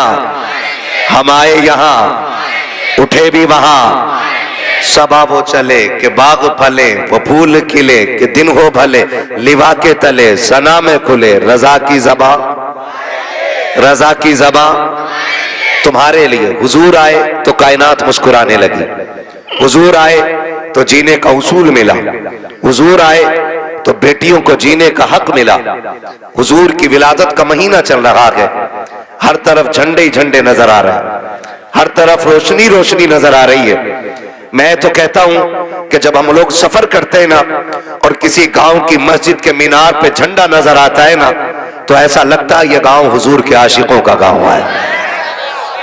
और जहां मस्जिदें होती हैं लेकिन झंडा नहीं होता ना, तो हम समझ जाते हैं कि ये इब्लीस के औलाद की गांव मस्जिद। समझ रहे ना, बातें होती हैं, लोग बातें करते हैं कि जी झंडे क्यों, दुपट्टे ही बना देते, कपड़ा जितना झंडे में लगाया इतना दुपट्टे में लगा देते।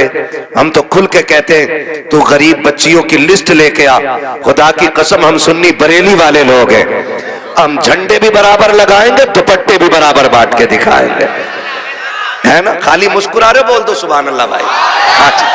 हाँ, घुटने छोड़ दो, इस उम्र में घुटने पकड़ोगे, बुढ़ापे में कौन तुम्हें पकड़ेगा। अल्लाह सलामत रखे। 3 बजे तक पबजी खेल लिया और 11 बजे पैर सीधे नहीं पड़ रहे। हाँ, 11 बजे तक पैर सीधे नहीं पड़ रहे। फिर कह रहा देखियो मौलाना, नबज बड़ी ठंडी चल रही है। शुक्र कर चल रही है, हाँ शुक्र करो चल रही है। हमारी कौम 3 बजे तक जाग रही है। कितने बजे तक? 3 बजे तक। उठती कितने बजे? 10 बजे, 11 बजे, 12 बजे। दुकानदार 10 बजे जाग रहा है। मैं कभी कभी सोचता हूं कि जिस कौम को फजर में उठना था वो 11 बजे उठ रही है, और जो 10 बजे उठते थे अब वो फजर में उठना शुरू हो गए। और हमारी कौम फिर पीर ढूंढती है ऐसा कि जो डोरियां बांटता भी हो, डोरियां बेचता भी हो। हाँ, तावीज वाला ढूंढते हैं, कह रहे बरकत नहीं हो रही, तो पीर साहब भी ठेका लिए बैठा बरकत का। ऐसे उठावे चादर और 3 कागज निकालता, ये ले, ये चपकाना ऊपर जहां तेरा सर के ऊपर कोई दीवार है, और ये वाला लगाना गले पे, हाँ, और ये वाला बांध ले बाजू में। ये कंडीशन हमारी कौम की है। अब एक गले में लगा पड़ा है, एक दीवार पे लगा पड़ा है, एक बाजू में लटका पड़ा है, दौड़ लगा रखी है इधर से उधर इधर से उधर, फिर भी बरकत नहीं हो रही है। कह रहा लग रहा है तावीज में असर नहीं है। नहीं मेरे लाल, बात तावीज की नहीं है। तावीज तो बहुत असर करता है, मगर एक शर्त है, देने वाला मुफ्ती आजम जैसा होना चाहिए। तावीज बड़ा असर करता है, लेकिन देने वाला ताजुशरिया जैसा होना चाहिए। का फिर तावीज में बरकत क्यों नहीं है?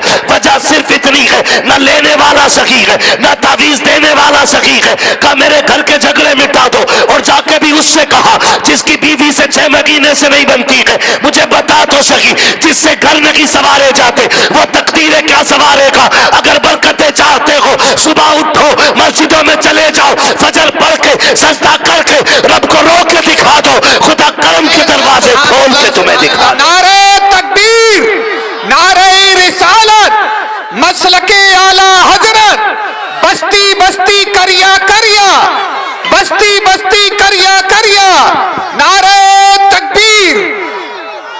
भाई साउंड को ऐसा कर दो, मैं तेज हूं तो इसका गला ना घुटे, या तो इसमें करंट पूरा नहीं आ रहा है जो ये मेरी आवाज से बैठने लग रहा है। हाँ क्यों ना प्रधान जी, नया नया ना, कोई बात नहीं, बोल बहुत अच्छा रहा है, बोल बहुत अच्छा रहा साउंड, ऐसा नहीं बोलने में कमी नहीं है, शायद मशीन की पावर की वजह हो सकती है, बोल अच्छा रहा है। ठीक है ना, आप लोग समझ के मेरी बात। तो हम 11 बजे सो कर उठ रहे हैं, बरकत होगी। अच्छा ये 10 बजे दुकान खोलना किसका तरीका है?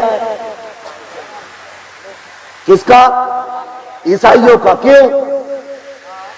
क्योंकि उनका मानना यह है कि उनके नबी हजरत ईसा 10 बजे पैदा हुए, इसलिए वो 10 बजे दुकान खोलते। और हमारे नबी किस वक्त पैदा हुए? जोर से यार, अरे सारे सुन्नी बरेलवी बैठे हैं ना, है तो टेंशन क्यों ले रहे हो? मिलाद को तो पता होगा ना हुजूर कितने किस वक्त तशरीफ लाए, किस वक्त तशरीफ लाए? सुबह सादिक के वक्त। सुभान अल्लाह। हाँ बोल सकते हो आप भी, पता मेरे बेटे क्रिकेट टीम में कितने खिलाड़ी होते? 11। कितने होते? हमारे नबी किस टाइम तशरीफ लाए? क्या बात है जी, ये कौम झंडे लहराएगी इस्लाम के। आज रबीउल अव्वल शरीफ की कितनी तारीख है? 17 हो गई ना, और पहली ही तारीख से सरकार की आमद के नारे लग रहे कि नहीं?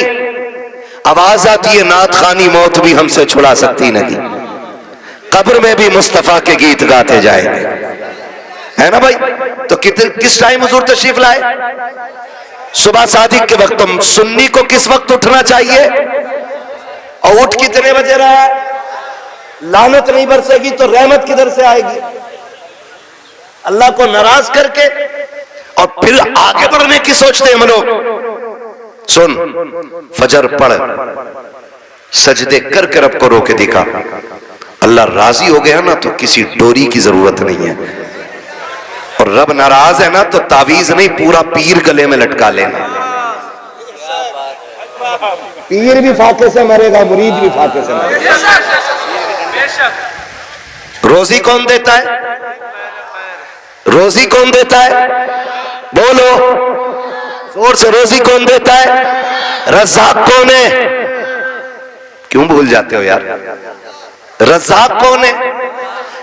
जब अल्लाह रज़्ज़ाक़ है, उसे कितना राजी किया हमने? किसी बच्चे से पूछो क्या बजे उठा के? 11 बजे। क्यों? तेरे अब्बा ने नहीं उठाया? कि अब्बा 12 बजे उठे थे। हाँ, तेरे अब्बा क्या कर रहे थे? कि यह है कि मैं थोड़ा कम खेलता हूं पबजी, अब्बा थोड़ी देर ज्यादा खेलते हैं। ये कंडीशन हमारे घरों की है। हम अपने इन रवैयों को दुरुस्त करें। नौजवानों, सोया भी जल्दी करो, उठा भी जल्दी करो। और मैं तो ये कहना चाहता हूं कि जलसे भी ऐसे वक्त पे मुकम्मल कर लो कि एक नींद निकाल के फजर की नमाज मिल जाया करे, वरना कोई नतीजा नहीं है। 3 बजे तक भाई नारे लगते रहे, नाचते रहे बैठ करके, और फजर में टांगे फैला के सोते रहे, इससे कोई नतीजा नहीं है। मजा तब है कि आप 1 बजे जलसा मुकम्मल कर लो और उठ के फजर पढ़ के हलाल रोजी तलाश करने निकल जाओ। खुदा की कसम, काबे वाला भी राजी हो जाएगा, मदीने वाला भी राजी हो जाएगा। पीर मैंने बहुत देखे, बहुत पीर देखे मैंने। एक पीर ताजुल शरिया जैसा भी देखा है। मैं आपको बताऊं, रिस्क हलाल बड़ी चीज है। रिस्क हलाल बड़ी चीज है। जब जायज तरीके से पैसा नहीं कमा पाते लोग ना, तो फिर हराम की तरफ जाने लगते हैं। किधर जाते हैं फिर? हराम की तरफ। आजकल तो ऑनलाइन भी जुआ खेला जाता है। सट्टा लगता है क्या ऑनलाइन? वो कोई माई ड्रीम 11 ये एक किस्म का, ये भी एक जुआ है। नौजवान सुबह से शाम तक लगे रहते हैं। कोई किसी पे इशारा मत करो भाई, कहीं ना कहीं कमियां सब में। किसी को खास न करो। मैं तो अपने सारे भाइयों को बस आगाह कर रहा हूं अपनी राय से, ताकि समझ में बातें आ जाएं। बस थोड़ी सी करने लगा। अगर हलाल तरीके से हम नहीं कमा पाते ना, तो फिर शॉर्टकट के लिए हराम रास्ता लेते हैं। और जब रिस्क हराम होता है ना, तो फिर नस्लें बर्बाद हो जाया करती हैं। जब हराम रिस्क होता है तो नस्लें बर्बाद हो जाती हैं। कैसे? खेती कितने लोग करते हैं? जरा हाथ उठा के बताते हैं मुझे। खेती किसानी, अच्छा 2 ही किसान बैठे हैं, बाकी सब जमीन से अलग है। खेती खेती खेती। जमीन किस किस के पास है? एनआरसी होने वाला है, कागज तैयार रखना। जमीन सबके पास है ना, तो फिर हाथ उठा के बताएं कितने लोग खेती करते हैं? हाँ जी, करते हैं ना इतने लोग। अब ये मेरा साथ देंगे। फसल खड़ी हो और गलत दवा डाल दो तो फसल बचेगी? बोलो। अगर गलत दवा से फसल खराब हो जाती है ना, तो याद रखो गलत रोजी से नस्ल खराब हो जाती है। जिस तरह गलत दवा से फसल खराब होती है, उसी तरह गलत रिस्क से, गलत खाने से नस्ल खराब हो जाती है। नस्ल कैसे खराब होती है? नंबर 1, बेटियां फर्माबरदार नहीं रहती। नंबर 2, औलाद में न बेटे माँ बाप की इज्जत करते हैं और न बेटियां। फिर बेटा जूती लेके खड़ा होता बाप के मुंह पे, फिर बाप कहता जी संभालो मेरे बेटे को। मौलाना 6 साल का हो गया है, 8 साल का हो गया है, ये देखो गालियां देता है हमें। मैं कहता हूं मेरे दोस्त, ये जिम्मेदारी मौलवी की नहीं कि तेरे बेटे को संवारेगा। बाप की जिम्मेदारी होती है कि औलाद को संवारे। और औलाद कैसे संवारी जाती है? बुजुर्गों की सीरत पढ़ा करें तो पता चलता है। खुदा की कसम खा के कहता हूं, जब रोटियां बनाने वाली माँ दुरूद पढ़ के रोटी बनाती है ना, तो फिर बेटा अख्तर रजा था जो शरिया बना करता है। रोटियों का भी बड़ा असर होता है, लेकिन दुरूद तो बड़ी बात है। आज बहन के सर पे दुपट्टा ही नहीं, आटा गूंद रही है, दुपट्टा ही नहीं है, चूल्हे पे खाना बन रहा है। और जिस खाने को बगैर दुपट्टे के बनाया जाता है ना, फिर उस खाने से बरकतें उड़ जाया करती हैं। कहीं ना कहीं हम सब में कमी है। कोशिश ये करें हम कि अपने रवैये बदलें। पहली बात तो ये है, जल्दी सोएंगे और जोर से जल्दी सोएंगे और जल्दी उठेंगे। गांव के जिम्मेदारों पे ये लाजिम है कि गांव की कोई दुकान आपकी 9 बजे के बाद खुलती है तो बंद कराइए उसे। कोई बुरा ना माने कि मेरी दुकान बंद करा रहा है। अगर कोई भी चाय की दुकान ज्यादा खुल रही है, बंद कराइए। ये जमीनी तौर पे काम करना जरूरी है, वरना हमारी नस्ल को मिटने से कोई नहीं बचा सकता है, बर्बादी से कोई नहीं बचा सकता है। आप अपनी दुकानों को देर तक खुलने वाली दुकानों को बंद करो, और वो दुकानें जो देर से खुलती हैं उन्हें जल्दी खुलवाइए। मैं तुम्हें बताऊं, मुसलमान को सुबह सादिक का वक्त दिया गया है। अगर मुसलमान सुबह सादिक में उठ के दुकान खोले ना, जब तक गैर आके 10 बजे दुकान खोलेंगे, अल्लाह 10 बजे तक मोमिन के रिज्क का इंतजाम फरमा देगा। लेकिन अकीदे पक्के होने चाहिए। हुजूर किस वक्त तशरीफ लाए? जोर से किस वक्त? तो किस वक्त उठना चाहिए? सुबह सादिक के वक्त उठ जाना चाहिए। फिर फजर पढ़नी है, फिर हुजूर पे दुरूद पढ़ना है, फिर जाके दुकान खोलो। देखो रब रोजी देता है कि नहीं। अल्लाह इतनी रोजी देगा कि नस्लों से सवारी नहीं जाएगी। हुजूर किस तारीख में तशरीफ लाए? हुजूर आए तो बेटियों को शऊर मिला। हुजूर आए तो वो बेटियां जो जिंदा दरगोर की जाती थी, अल्लाह ने उन बेटियों को जीने का हक अता किया। मैं गुजारिश करना चाहता हूं एक एक बेटी से, और मेरा तो चैलेंज रहता है, जिन्हें झंडों से चिढ़ है ना, मैं कहता हूं सुने, झंडा क्यों नहीं लगाते? का शिर्क है, बिदअत है। और मैं कहता हूं हर वो शख्स झंडा लगाए जिसके घर में बेटियां मुस्कुरा लगी हैं। हर वो शख्स झंडा लगाए जिसके घर में बेटियां मुस्कुरा रही हैं। हर उस शख्स पे लाजिम है कि झंडा लगाए जिसके घर में दुआएं देने वाली मां मौजूद है। हर वो शख्स हुजूर का झंडा लगाए जिसके घर में बाप जैसी दौलत मौजूद है। हाँ, मैं तो वहाबियों से भी कहना चाहता हूं, अगर हुजूर ना होते ना तो तुम्हारे घर में बेटियां नहीं होती। अगर हुजूर ना होते ना तो दुआएं देने वाली मां नहीं होती। अगर हुजूर ना होते तो झोली फैलाने वाला बाप नहीं होता।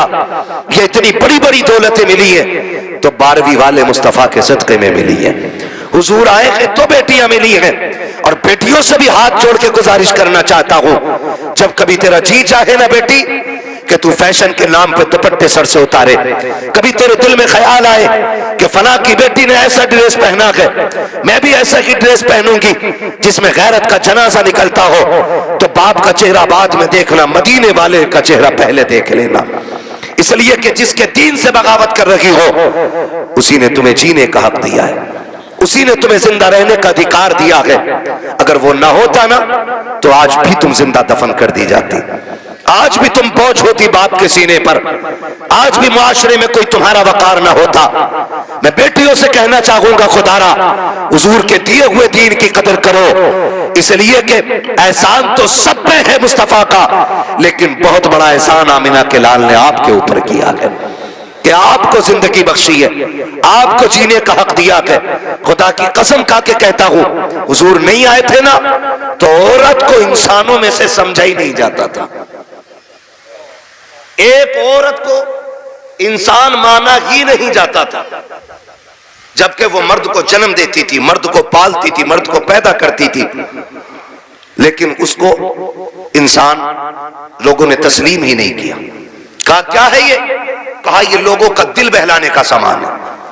किसी ने कहा नहीं ये पैर की जूती है, किसी ने कहा नहीं ये घरों की रौनक नहीं, ये इंसान के लिए खिलौना है। जब हुजूर आए और अपनी बेटी फातिमा खातून जन्नत को सीने से लगाया और फरमाया मेरी फातिमा मेरे जिगर का टुकड़ा है, तो बेटियों को जो कौम दुश्मन मान रखी थी वो अपने बेटियों को जिगर का टुकड़ा मानने लग गई है। ये इज्जत हुजूर ने अता फरमाई है। जो बेटियों को कत्ल कर रहे, सहाबा क्या कहते थे? सहाबा कहते थे या रसूल अल्लाह जब आप नहीं आए थे ना तो हम बेटियों को कत्ल कर देते थे और माथे पे पसीना तक नहीं आता था। जब से आप आए ना तो हम जमीन पे पैर ऐसे देख देख के रखते हैं कि कहीं पैर के नीचे चूंटी ना आ जाए। कहा ये इनकलाब आपकी वजह से आया है। जो लोग इंसानों की जान ले लेते थे अब वो जानवरों की भी जान लेने के तैयार नहीं है। ये इनकलाब हुजूर की वजह से आया। लेकिन रुक के एक बात कहूं, बर्दाश्त कर लेंगे, बड़ी कड़वी बात याद आ गई है, कह जा रहा हूं। हुजूर की विलादत से पहले भी बेटियां मारी जा रही थी और आज भी बेटियां मारी जा रही हैं, आज भी बेटियां मारी जा रही हैं। फर्क इतना है, पहले पैदा होने के फौरन बाद मार दी जाती थी और आज या तो पैदा होने से पहले मार दी जाती है और या फिर शादी के बाद बेटियां मारी जाती हैं। ये सितम अब भी हो रहा है। शादियों से पहले भी बेटियां मार दी जाती हैं, पैदा होने से पहले बेटियां मार दी जाती हैं। आखिर ये कौन लोग हैं जो निकाह के बाद बच्चियों का गला घोट देते? ये वो दौलत के भूखे और कुत्ते लोग होते हैं जिनका पेट जहेज से नहीं भरता है, जिनकी भूख 10 लाख से नहीं मिटती है, जो पूरी जिंदगी कुत्तों की तरह जिंदगी गुजारते हैं। मैं उस शख्स को कुत्ते से बदतर मानता हूं जो कटोरा लेकर के किसी बेटी वाले की चौखट पे खड़ा हो। उससे बदतर कोई शख्स जमीन पे नहीं हो सकता है जो एक बेटी वाले के गुर्दे बेचने पे उसको मजबूर कर दे। और हम सरकार का दामन नहीं छोड़ेंगे, हम जन्नती हैं, मर के देख, वो लाठी पड़ेगी, कोई बचाने वाला नसीब नहीं होगा। इस धोखे में मत रहना कि तेरी वजह से किसी गरीब की आंख में आंसू आए थे और तो यूं ही जन्नत में गुलाब के फूल लगा के भेज दिया जाएगा, ऐसे ही तुझे खुशबू में बसा करके जन्नत में दाखिल कर दिया जाएगा। हाथ जोड़ के गुजारिश करता हूं, पाप उतने करना जिनका हिसाब आसानी से दे सको। याद रखिएगा, अल्लाह अगर हिसाब लेने पे आया, रत्ती रत्ती का हिसाब लेगा और कोई बचाने वाला नहीं होगा। कोशिश ये कीजिएगा किसी की आंख का आंसू तेरी वजह से ना आए, कोई गरीब तेरी वजह से ना रोए, वरना खुदा की कसम कितनी भी अज़ानें तेरी कब्र पे हो जाए, जितने चाहे 40वें करा लेना, जितने चाहे तीजे पढ़वा लेना, अगर तूने किसी का दिल दुखाया है, अल्लाह उस वक्त तक तुझे जन्नत नहीं देगा जब तक गरीब के एक आंसू का बदला तुझसे नहीं ले लिया जाए। ओ किधर खड़े खाओ, हराम का जहेज लेके मौलवी से फाता पढ़वा के हलाल का हो जाएगा। सुन, आज तू किसी की बेटी को लेकर आया, कल तेरे आंगन में भी बेटी आनी है, कल तेरे आंगन में भी बेटी होगी। अपनी बेटी रानी और दूसरे की बेटी नौकरानी, ये कंडीशन है हमारी। दिल मर गए, 4 बेटे तो हिसाब लगा रहा, 10 लाख कलुआ में मिलेंगे, 10 बूरा में मिलेंगे, 10 गुड्डू में मिलेंगे, 10 पप्पू में मिलेंगे, हराम में 40 लाख लेगा। भाई किसी का नाम हो बुरा ना मानना, मैं सिर्फ एक मिसाल के तौर पे कह रहा हूं, मुझे क्या मालूम आपके क्या नाम, मैं सिर्फ बताना चाह रहा हूं। हिसाब लगा रहा बैठ के 10-10 जोड़ रहा है। अब तो और तरक्की कर गए लोग, 15 पे कहानी आ गई। और रिश्ता कराने वाले लोग सिर्फ 500 रुपए के लिए मर रहा, बिचौलिया। रिश्ते कराना अच्छी बात है, और वो रिश्ते कराने वाला अच्छा आदमी है जो सच्चा हो। ये जो झूठ बोल के कह रहा ना, सुनो तुम्हें पता कुछ, कहा क्या, कहा वो जो है उनका लड़का 70,000 रुपए महीना कमा रहा, और कहता किसके सामने, जिसकी बच्ची जवान हो गई हो। हाँ, तो वो पूछता, उसके कान खड़े होते, भाई हर बाप चाहता बेटी सुख में रहे, कौन बाप ऐसा, मैं या आप, कोई ऐसा बाप नहीं है जो अपनी बेटी को दुख में देखना गवारा करे। हर बाप को बेटी प्यारी होती है, हर बाप को बेटी प्यारी है। तो उसके बाद जाके कह रहा फलां का बेटा 70,000 कमा रहा, तो उसने भी कोनी मार के कह दिया जरा कराओ यार रिश्ता, फिर पक्का पता 70 कमा रहा, हाँ मैंने कल ही देखा, उसने अपने अब्बा खाते में डाले। लंबा झूठ कह रहा, मगर यार करा तो दूं रिश्ता, अच्छा बात करूंगा, इसके भाव बढ़ते हैं। कह रहा अच्छा बात करूंगा। 2 दिन बाद आके कह रहा रिश्ता तो हो जाएगा, लेकिन बता मैं यार, लौंडे की कमाई बढ़ी है ना, तो इसलिए वो उनकी सोच रहे हैं कि रिश्ता बराबरी का मिल जाए। अब बेटी वाला समझ जाता बराबरी का मतलब यह है कि ये हराम का खाना चाह रहा। कह रहा क्या मतलब, क्या दे दोगे तुम, क्यों? वो लड़की वाला कहता 70 कमा रहा तो 15 दे देंगे। कह रहा लो 15 तो उसको फला गांव से मिल लेते, उन्होंने 15 पे काम आनी है, और बढ़ाओ कुछ। 20 लाख पे रिश्ता तय, 20 लाख पे रिश्ता तय। जब रिश्ता हो गया, शादी हो गई ना, तो झगड़ा हो रहा कि समझाओ ये कुछ करता ही नहीं, कि यार ये तो 70 कमा रहा था, अब क्यों नहीं करता है? कब वो तो इसलिए झूठ बोला था ताकि रिश्ता बराबरी का मिल जाए। फिर अब जब वो बात खुल के आती है तो फिर तलाकें होती हैं। तेरे बेटे का तो कुछ नहीं जाएगा, लेकिन जिस बेटी को एक बार तलाक हो जाती है ना, उस बेटी की जिंदगी पे बहुत बड़ा दाग लग जाता है, बहुत बड़ा दाग।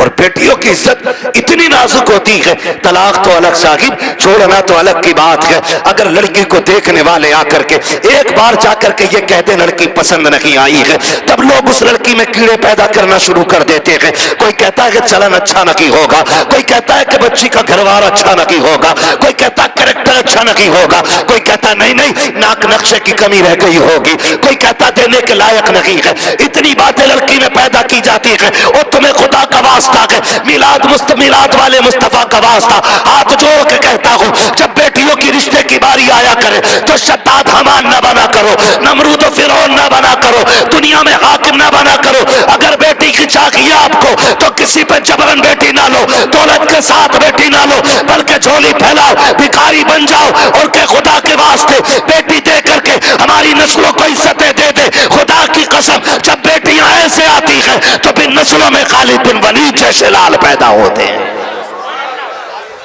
लेकिन ऐसे मांगे कौन? बारात भी तो लेके जाएगा। कितनी कितनी बारात चल रही है भाई? हाँ, जब निकाह इमाम पढ़ा देना तो कहते इमाम साहब कितने पैसे हो गए? और इमाम साहब ने कह दिए 5,000। गरीब इलाका होगा यार, छोटा। जो अगर इमाम ने कह दिया ना 7,786, तो कह रहा कौन सी शरीयत में? फिर कह रहा कौन सी शरीयत में?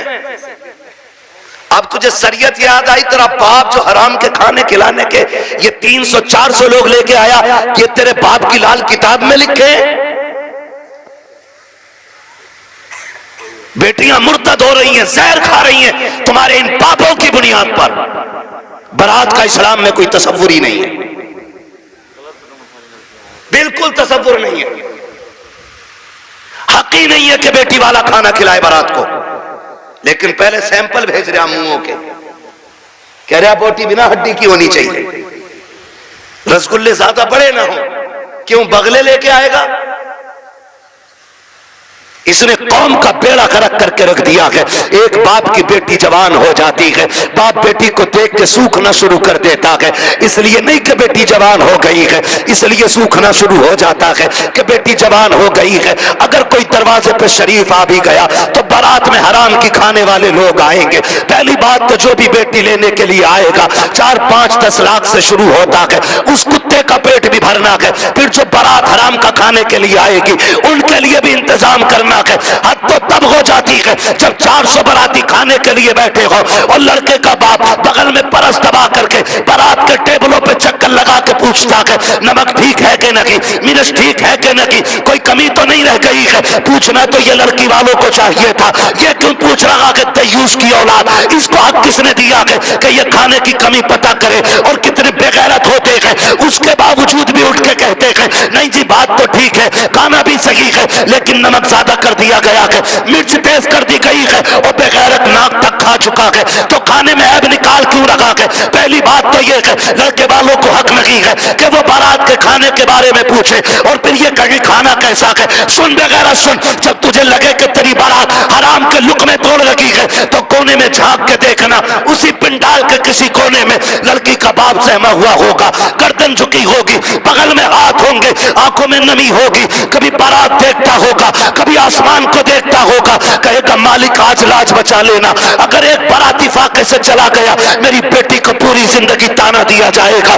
गरीब बाप खड़े होकर के अपने रब को आवाजें दे दे के कहता है मेरे परवरदिगार खाने में बरकत देना, अल्लाह खाना कम ना पड़ जाए। और जब खाने से निकलता बंदा अगर वो पूछता कि बताओ खाना कैसा था, और एक बेटी के बाप से बड़ी बेगैरती से कह दिया जाता है कि खाना ठीक था लेकिन नमक की कमी थी, मिर्च ज्यादा थी, बाप का कलेजा टूट जाता है। मैं पूछना चाहता हूं अगर नमक ज्यादा भी था, मिर्च तेज हो गई थी, अगर तुम इतना कहते थे अल्लाह का शुक्र बहुत अच्छा खाना है, तो तेरा क्या चला जाता? कम से कम गरीब का मान रह जाता, उसका दिल रह जाता। तूने खाने का इनकार किया, उसका दिल भी तोड़ा, रब को भी नाराज किया। खुदा के वास्ते किसी का दिल ना तोड़ा करो, अगर हो सके तो दिल छोड़ दिया करो।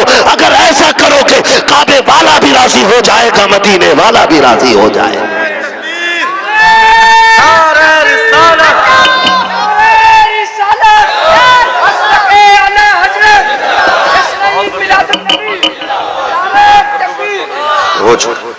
तवज्जो है सारे लोगों की? जरा कह दे या रसूल अल्लाह, खाली जलसे करने से कुछ नहीं होने वाला। तुम्हारी बेटियां मुर्तद हो जाएं, भाग जाएं गैर के साथ, और तू तस्वीर लेके बैठा रहे।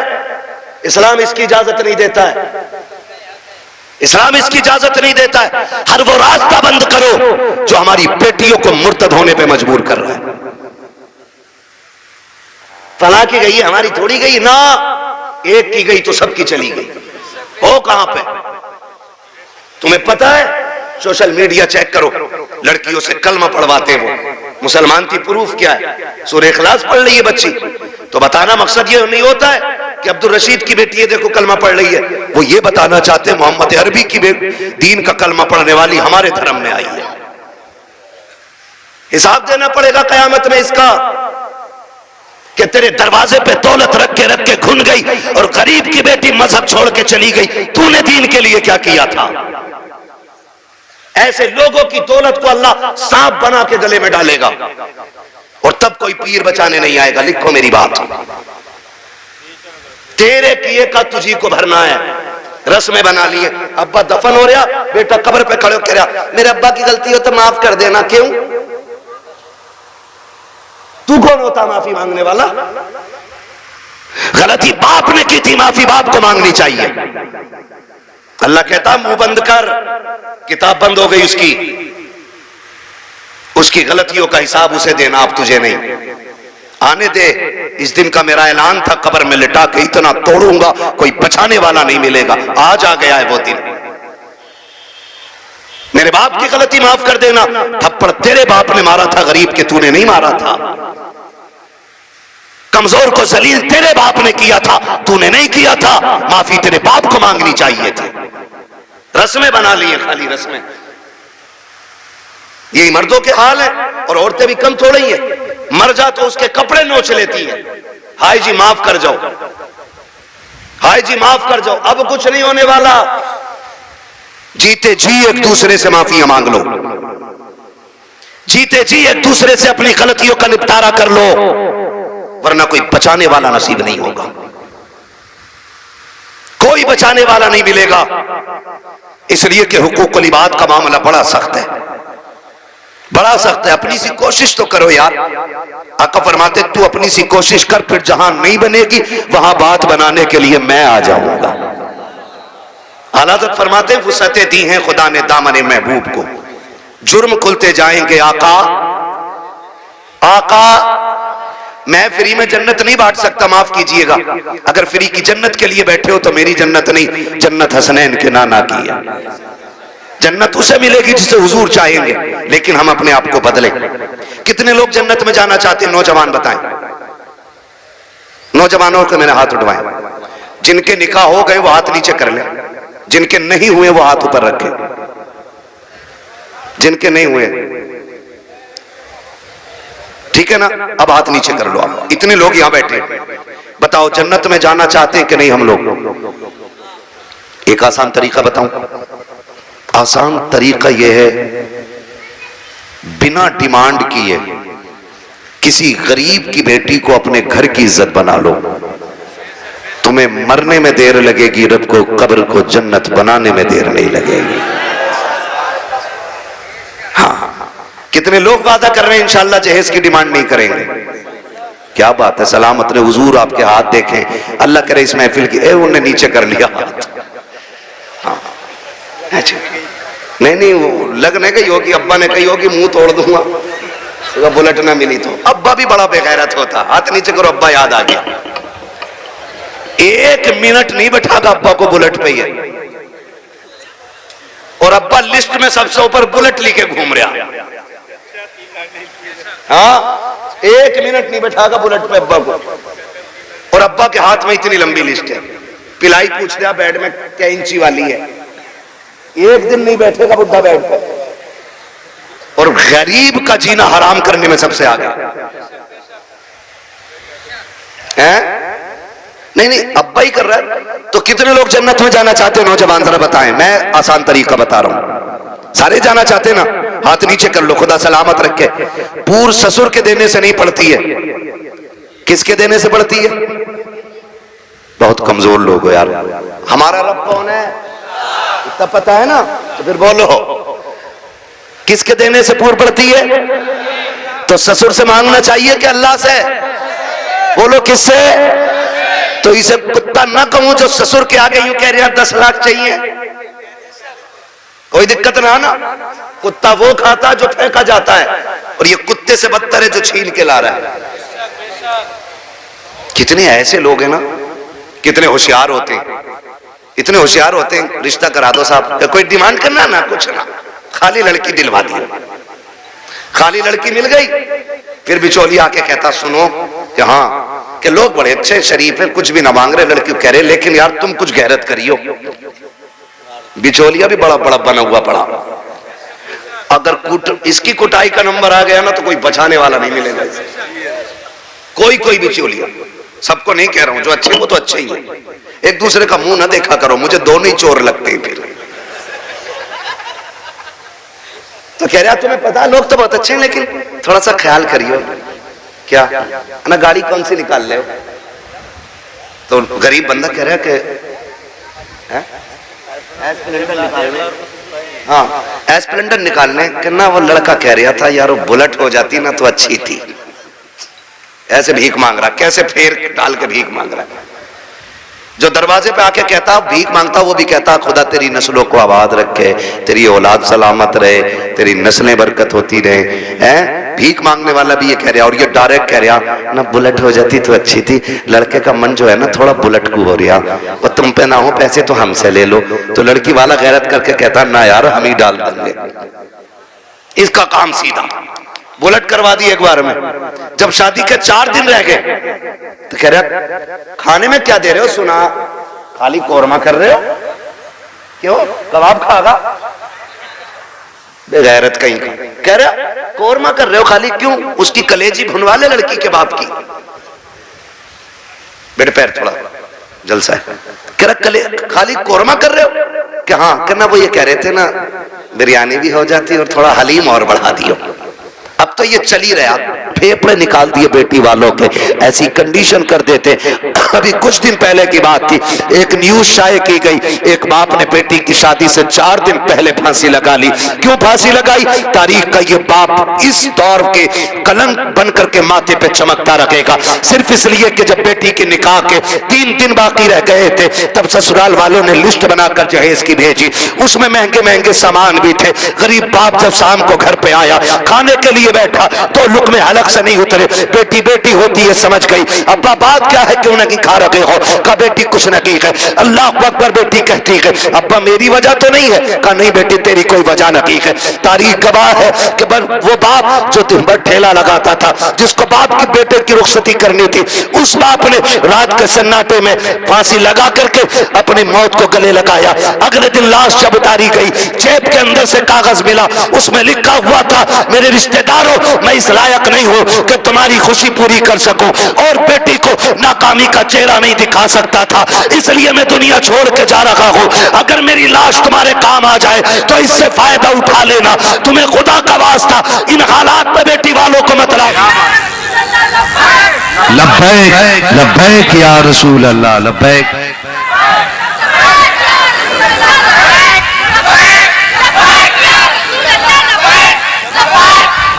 कुछ देर और बोलना है।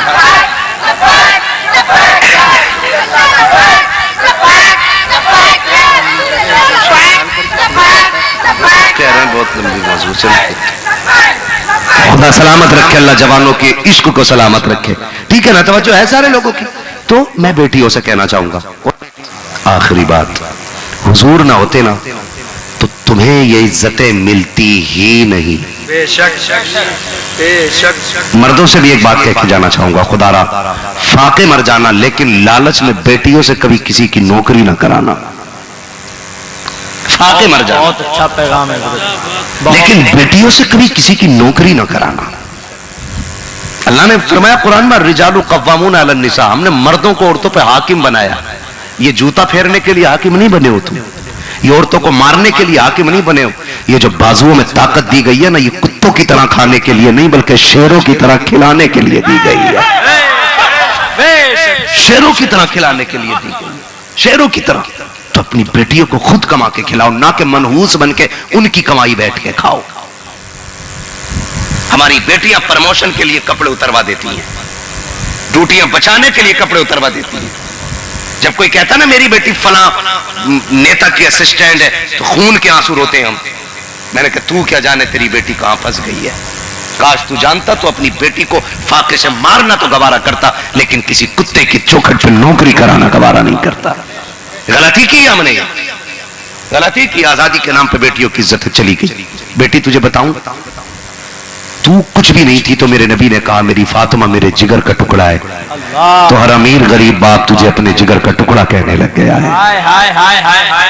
जो बाप तुझे कत्ल करते हुए एक पसीने का कतरा माथे पे नहीं लाता था ना, आज चल मैं तुझे मंडी में चल के दिखाऊं। बाल सफेद हो गए, कमर झुक गई है, देख 100 सीमेंट की बोरियां ठेले पे रखी है, पेट से रुमाल बंधा मिलेगा, कमर झुक गई और तेज मेहनत से खींच के लेके जा रहा है। पूछ उससे चचा बाल सफेद हो गए किसके लिए इतनी मेहनत? तो वो पसीना पहुंच के मुस्कुरा के कहता मौलवी जी 2 बेटियों की शादी कर चुका हूं, तीसरी बेटी रह गई है, उसकी रुखसती की तैयारी है। मैंने कहा बता तो सकी, इस उम्र में मुस्कुरा के कह रहा है। कहा क्यों ना मुस्कुराऊं, मेरे नबी ने कहा है जिसने 3 बेटियों को इज्जत से नुकसान कर दिया है उसको जन्नत की जमानत मदीने वाला मोहम्मद दे। नारे तकबीर, नारे रिसालत, नारे रिसालत। आधी रोटी खाइए, बच्चों को पढ़ाइए। जो है सारे लोगों की। चलूं आगे थोड़ा सा। बेटियों कोई वकार तुम्हारा नहीं था। और मैं तो ये कहता हूं कि जब 12वीं आए ना तो बेटे झंडे बाद में लगाएं, बेटियां झंडे पहले लगाएं। हाय हाय हाय हाय। क्या बात है। हाँ। अल्लाह। और मैंने परसों वाबियों के गढ़ में बैठ के कहा था, मुझसे एक साहब ने कहा वाबियों के खिलाफ ना बोलना, तो मैंने कहा अच्छा किया छेड़ दिया। क्या बात है, क्या बात है, सुभान अल्लाह।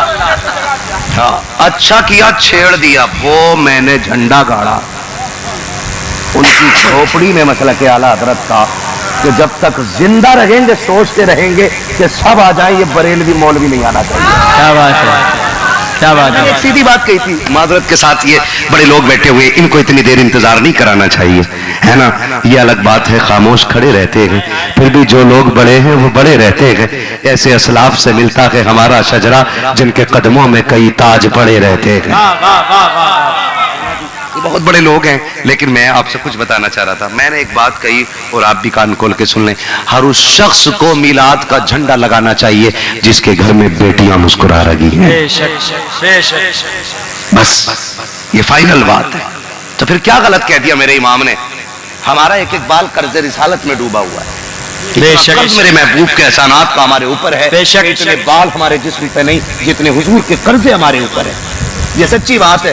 लेकिन फिर क्या गलत कहा मेरे इमाम ने? उन्होंने कहा चल सारे छोड़ दे, और तुम पर मेरे आका की इनायत न सही। हाय हाय हाय हाय। क्यों नहीं लगा रहा झंडा? और तुझ पर मेरे आका की इनायत न सही, नजदिया कलमा पढ़ाने का भी एहसान गया, और इसीलिए झंडा लगा ले कि हुजूर ने कलमा पढ़ाया। तो मैं बेटियों से कहना चाहूंगा खुदा के वास्ते, कभी सर से चादर न उतरने देना, और ऐसी चादर लपेट सर पे। कोई फर्क नहीं पड़ता है कि 10,000 के लहंगे में मर जा या 40 रुपए के 1 मीटर कपड़े में लिपट के मर जा, इससे कोई फर्क नहीं पड़ता है। हाँ फर्क पड़ता है जब मरे ना तो मदीने वाले को राजी करके मरना, मदीने वाले को राजी करके मरना, मदीने वाले को राजी करके मरना। खुदा की कसम खा के कहता हूं, मैं मर्दों से कहता हूं, अब भी ना बेटियां अब भी मारी जा रही है।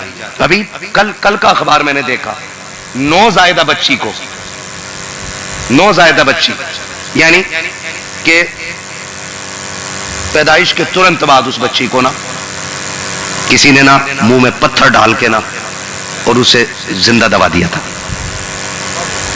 मुंह में पत्थर देकर। मुझे एक बात बताओ, क्या बेटियों का मरना बंद है अभी? नहीं ना, अभी भी बेगैरतों को बेटियां बोझ लग रही हैं। आपसे कहना चाहता हूं, एहसान मानो नबी का कि उन्होंने बेटी जैसा सच्चा हमदर्द दे दिया है। बेटी जैसा सच्चा हमदर्द, सबसे सच्ची हमदर्द बाप की बेटी होती है। और यकीन ना हो तो आजमा लेना, कभी शाम को देर से आओ काम से, कभी शहर से देर से लौटो, देखना सबसे पहले जो दरवाजा खोलने आएगी वो आपकी बेटी होगी। हाय हाय हाय हाय हाय। और याद रखना, बाप बेटी के दौर में कभी ठंडी रोटी खाता ही नहीं है। क्या बात है, जिंदाबाद जिंदाबाद। क्या बाप कभी बेटी के दौर में ठंडी रोटी खा ही नहीं सकता? तजर्बा ना हो तो कर लेना, कभी बूढ़े से जाके पूछ रोटी कैसी मिल लगी है, रो के कहता है जब से बेटी गई है रोटी ठंडी हो गई है। फिर रो के सोच के कहता तुम्हें क्या बताऊं, आज अल्लाह ने 4 बेटे दिए, 4 बहुएं हैं, उनकी 2-2 बेटियां हैं, परिवार भला भूला है, एक रोटी ताजा नहीं मिलती है। फिर सर पकड़ के कहता जिस दिन से बेटियां गई हैं उस दिन से सेहत गिरना शुरू हो गई है, जब से बेटी गई है घर की रौनक चली गई है। चचा किस लिए? फिर वो रो के कहता है जब रात को काम पे देर से आता था ना तो मेरी बेटी दौड़ के दरवाजा खोलती थी, मैं कहता था बेटी भूख लगी है जल्दी ला, वो हाथ जोड़ के कहती थी अब्बा 2 मिनट का वक्त दे दे, मैंने तेरे लिए आटा उठा के रख दिया था, मैं जानती थी तू थक के देर से आएगा।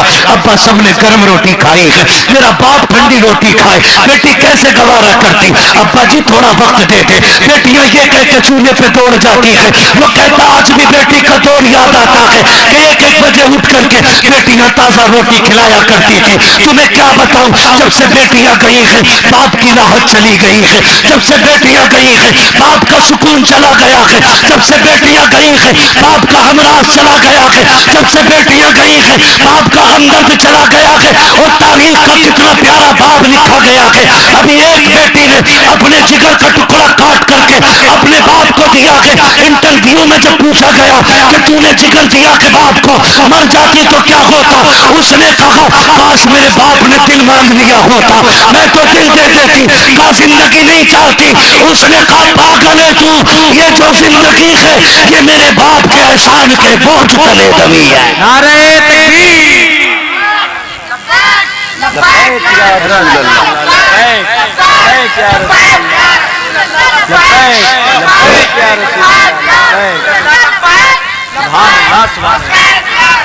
सलामत रखे।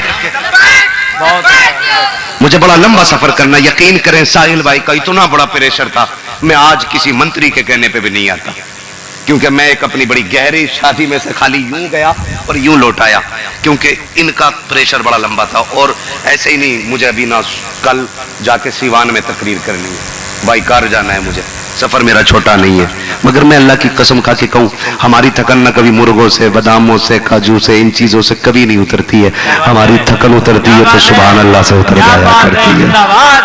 इतनी जोर से सुभान अल्लाह कह दो कि ये थकन सीवान तक काम करने लग जाए आपकी। सुभान अल्लाह, खुदा सलामत रखे। बस इतना एहसान कर दिया है कि मेरी आधी थकन उतर गई है। इंशाअल्लाह जो बची है वो भी जल्दी उतरने वाली है ना, ठीक है ना। तो खुदा रहा बहुत बड़ा मौसम दिया मेरे नबी ने। अच्छा एक बात बता दूं, मुझे याद आ रही है, आप अच्छा सुन रहे हैं इसलिए बता रहा हूँ, माजरत चाहूंगा, थोड़ा सा वक्त ले रहा हूँ।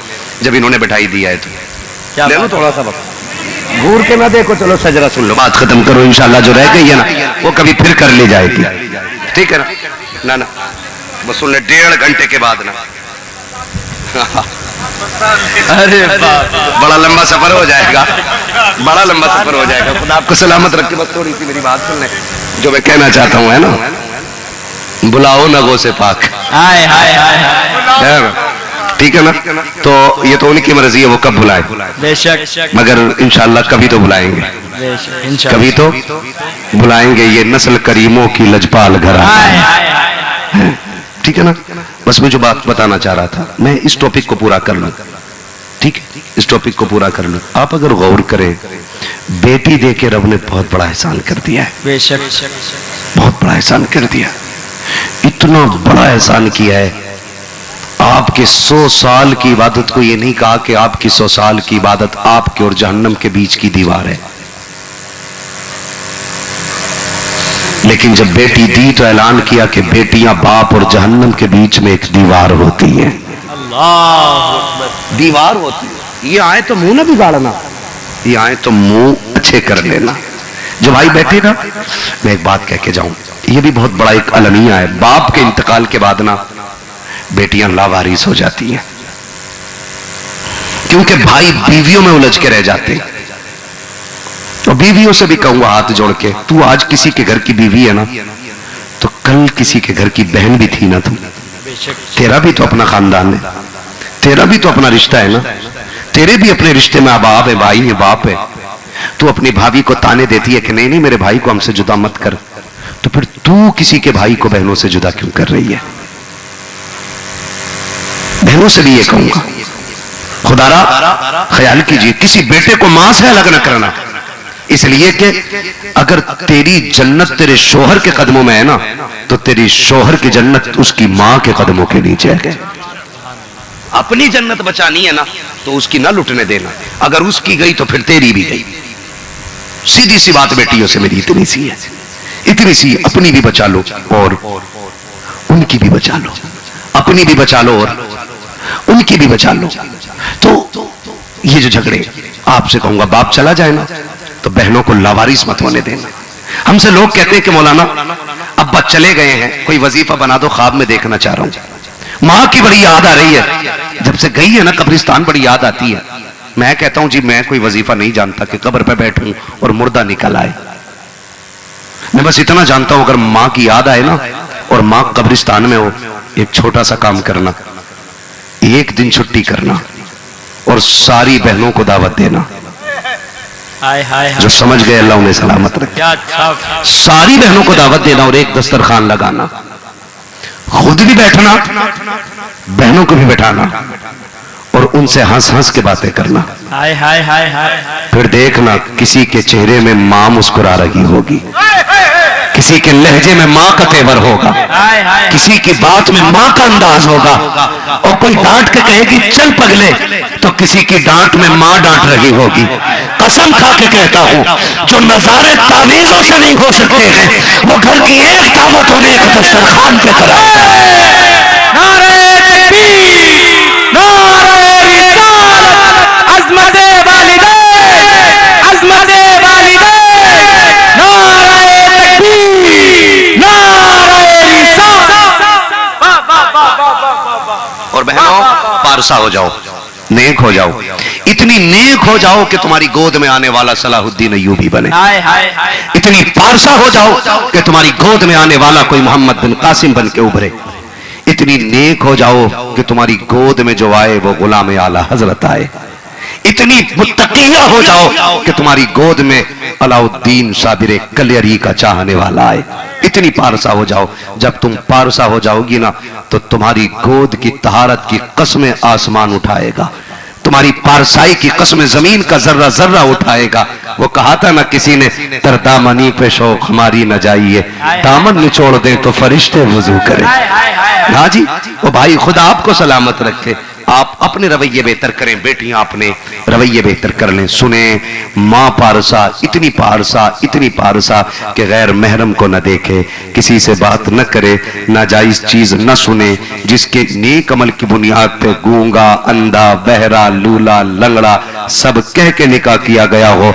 जब उसकी गोद में फूल खिला तो दुनिया उस फूल को अब्दुल कादिर जिलानी कह ले। पारसाई है, माए पारसा होती है तो बेटा अब्दुल कादिर जिलानी होता है। और ऐसा नहीं कि विलायत बाद में मिली हो, माँ के शिकम से वली पैदा होने वाले को गौसे आजम अब्दुल कादिर जिलानी कहा जाता है। है ना? आगे 11वीं का महीना भौंकेंगे कुछ कुत्ते, कहेंगे ये करामत कहां से आई है। ये कुछ दज्जाल की औलाद हमारी कौम में भी आ गई है।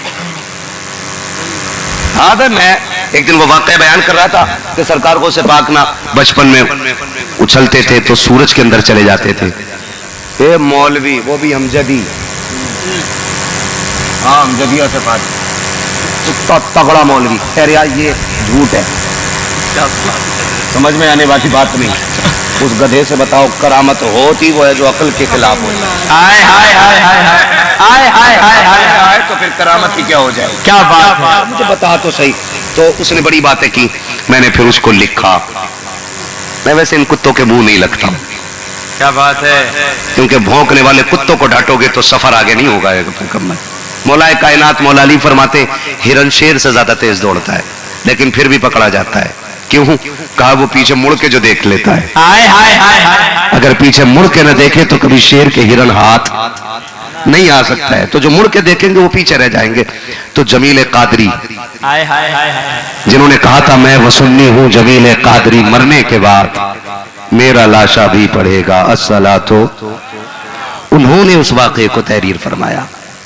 जो आला हज़रत के शागिर्द है, सुभान अल्लाह। इन जानवरों को क्या पता, बुलियों को पढ़ते ही नहीं है। यहूद और नसारा की नजरिए लेकर के ये पैदा हो रहे हैं। अल्लाह अकबर। अम्मा डायन होगी तो औलाद ऐसी पैदा हो रही है। क्या बात है। हाँ, मैं कह रहा हूँ गौसे पाक से न उलझना, गौसे पाक से न उलझना, हल्के में मत लेना। अलहमा कहर है गौस वो तीखा तेरा, मर के भी चैन से सोता नहीं मारा। उनसे ही मुझे बड़ा लंबा सफर करना है। हाँ, मैं बात करता इंशाल्लाह, कभी फिर बात कर लेंगे। प्रेशर है हुजूर का शजरा पढ़ने का, मैं पढ़ लूं हुजूर का शजरा, बात खत्म कर लूं। अरे बहुत बड़ा वक्त लग जाएगा, मुझे बड़ा लंबा सफर करना है। मैं माजरत चाहता हूं कि वक्त भी बहुत ज्यादा हो गया है ना। ऑपरेटर साहब थोड़ा सा इको दे दो ताकि पता लगे कि नात वालों की तरह मैं भी लहजा मार सकता हूं। क्या बात है हजरत, सुभान अल्लाह, सुभान अल्लाह। तो जो है सारे लोगों की सुभान अल्लाह, है ना, बोल दो जरा सुभान अल्लाह, सुभान अल्लाह। अभी सारे नहीं बोल रहे हैं। सुनो सुनो सुनो, इतनी जोर से सुभान अल्लाह बोलो कि गला बैठ जाए। क्योंकि अगर माँ पूछे बेटे आवाज का क्या हुआ, कहना अम्मी पैसे वाले पैसे दे रहे थे, मैं हुजूर के नाम पे आवाज लुटा के आ गया। इतना तो कर ही सकते ना हुजूर के नाम पे, कर सकते तो जरा बोले सुभान अल्लाह। साहिल भाई इतने हल्के में काम नहीं चलेगा। हाँ, खाली नजराना देने से काम नहीं चलेगा, दाद भी दो भाई, है ना। आप कोई नाराज बैठे तो फिर आप सुभान अल्लाह क्यों नहीं कहते? ओहो, मुंह में ना क्या बात कुछ है। महफिलों में जरा मुंह साफ करके बैठे, यहाँ पुड़ियाँ खा के ना बैठा करो।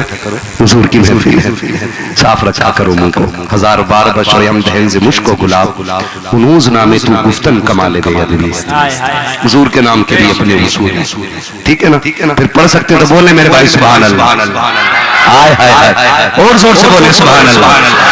आदम के बेटे शीश, हाय हाय हाय हाय। जब मेरा हाथ का इशारा होना तो समझ जाना मौलवी की सांस अटक रही है। क्या बात है। आप लंबी सी सुभान अल्लाह बोलना ताकि मैं लंबी सी सांस ले लूं। आपको नेकी मिल जाएगी, मुझे सांस मिल जाएगी। बात साफ सुथरी अच्छी रहती है, नेकी का झांसा देके काम नहीं निकालना। अपना तो प्रस्ताव भी साफ सुथरा ही है। हम इसलिए सुभान अल्लाह कहलवा रहे हैं ताकि उस बीच में तुम्हारी आड़ में हम सांस ले लें, ठीक है ना। अब कितनी जोर से बोल सकते बोले सुभान अल्लाह, है ना। जो पीछे तक नहीं बोला मुझे उससे कोई शिकायत नहीं है, लेकिन दुख होगा कि मैं इतनी मेहनत करके आया और आप सुभान अल्लाह ना कह सके थे, ठीक है ना। साथ देंगे सारे लोग। जो बहुत दूर से भाई आए, अल्लाह उनका सफर कबूल फरमाए, अल्लाह उनकी नस्लों में बरकत अता फरमाए, और जितने भी हुजूर के आशिक आए सबको मदीने वाले और बगदाद वाले आका की खैरात अता फरमाए, ठीक है ना। कितनी जोर से बोल सकते हैं, बोल दें सुभान अल्लाह। जितनी तेज तुम्हारी सुभान अल्लाह होगी उतनी तेज मेरा शजरा हो जाएगा, वरना जैसे तेरे परमल वैसे मेरे गीत। बोले जरा सुभान अल्लाह।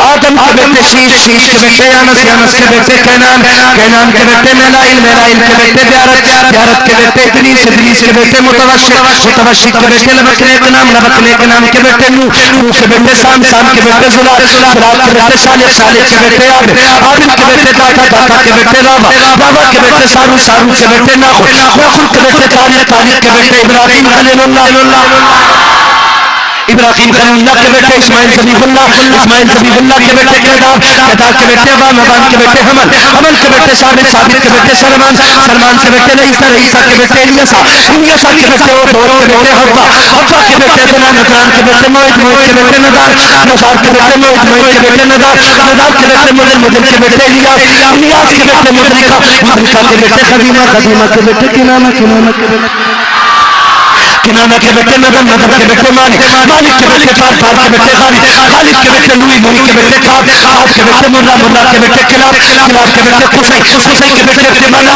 तिमना के बेटे हाशिम है, हाशिम के बेटे अब्दुल मुत्तलिब है, अब्दुल मुत्तलिब के बेटे अब्दुल्लाह है, अब्दुल्लाह के बेटे मुहम्मद रसूलुल्लाह।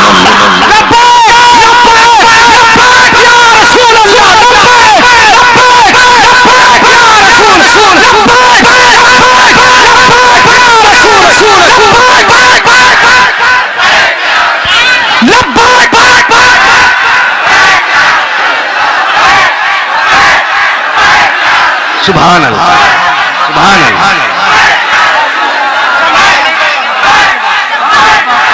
सलामत रहे, सलामत रहे। खुदा की कसम, रात के आखिरी पहर में भी दीवानों ने बता दिया था, हाय हाय हाय हाय हाय। रात के आखिरी पैर में भी दीवाने कह रहे थे हाय हाय सुभान अल्लाह। जब तक ये जज्बे सलामत रहेंगे ना, किसी की माँ ने दूध नहीं पिलाया है जो आशिकों का सामना कर सके, और आशिकों का सामना नहीं होता है, हो ही नहीं पाता है। इश्क वो है ना, अल इश्क हुवा नारुन फिल कुलूब तुहरिकु मा सिवल महबूब। इश्क कहते ही दिलों की उस आग को है कि जो महबूब के अलावा हर चीज को जला के राख कर देती है। आशिक होते ही वो है जिसे महबूब के सिवा कुछ नजर नहीं आता ही नहीं है, आता ही नहीं है। मेरे इमाम ने ना यहाँ भी कहा था, एक तरफ आदाए दी, एक तरफ है हासिदी, बंदा है तन्हा शाह, तुम पे करोड़ों दुरूद। और वहां की भी तैयारी करके गए, और कह के क्या गए मालूम है ना, क्या कह रहे हैं मैं बता दूं आपको, हमें तो बड़ा घमंड है अपनी नेकियों पे। मेरा इमाम वो जिसका एक एक लम्हा इश्क रिसालत में गुजरा, वो कहता है मुजरिम को न शर्माओ, अहबाब कफन ढक दो, मुंह देख के क्या होगा, पर्दे में भलाई है।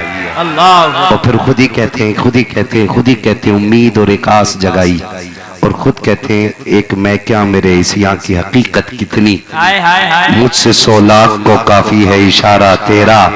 कहते हैं रजा पुल से अब वजद करते गुजरिए, कहे रब्बे सल्लिम सदाए मोहम्मद।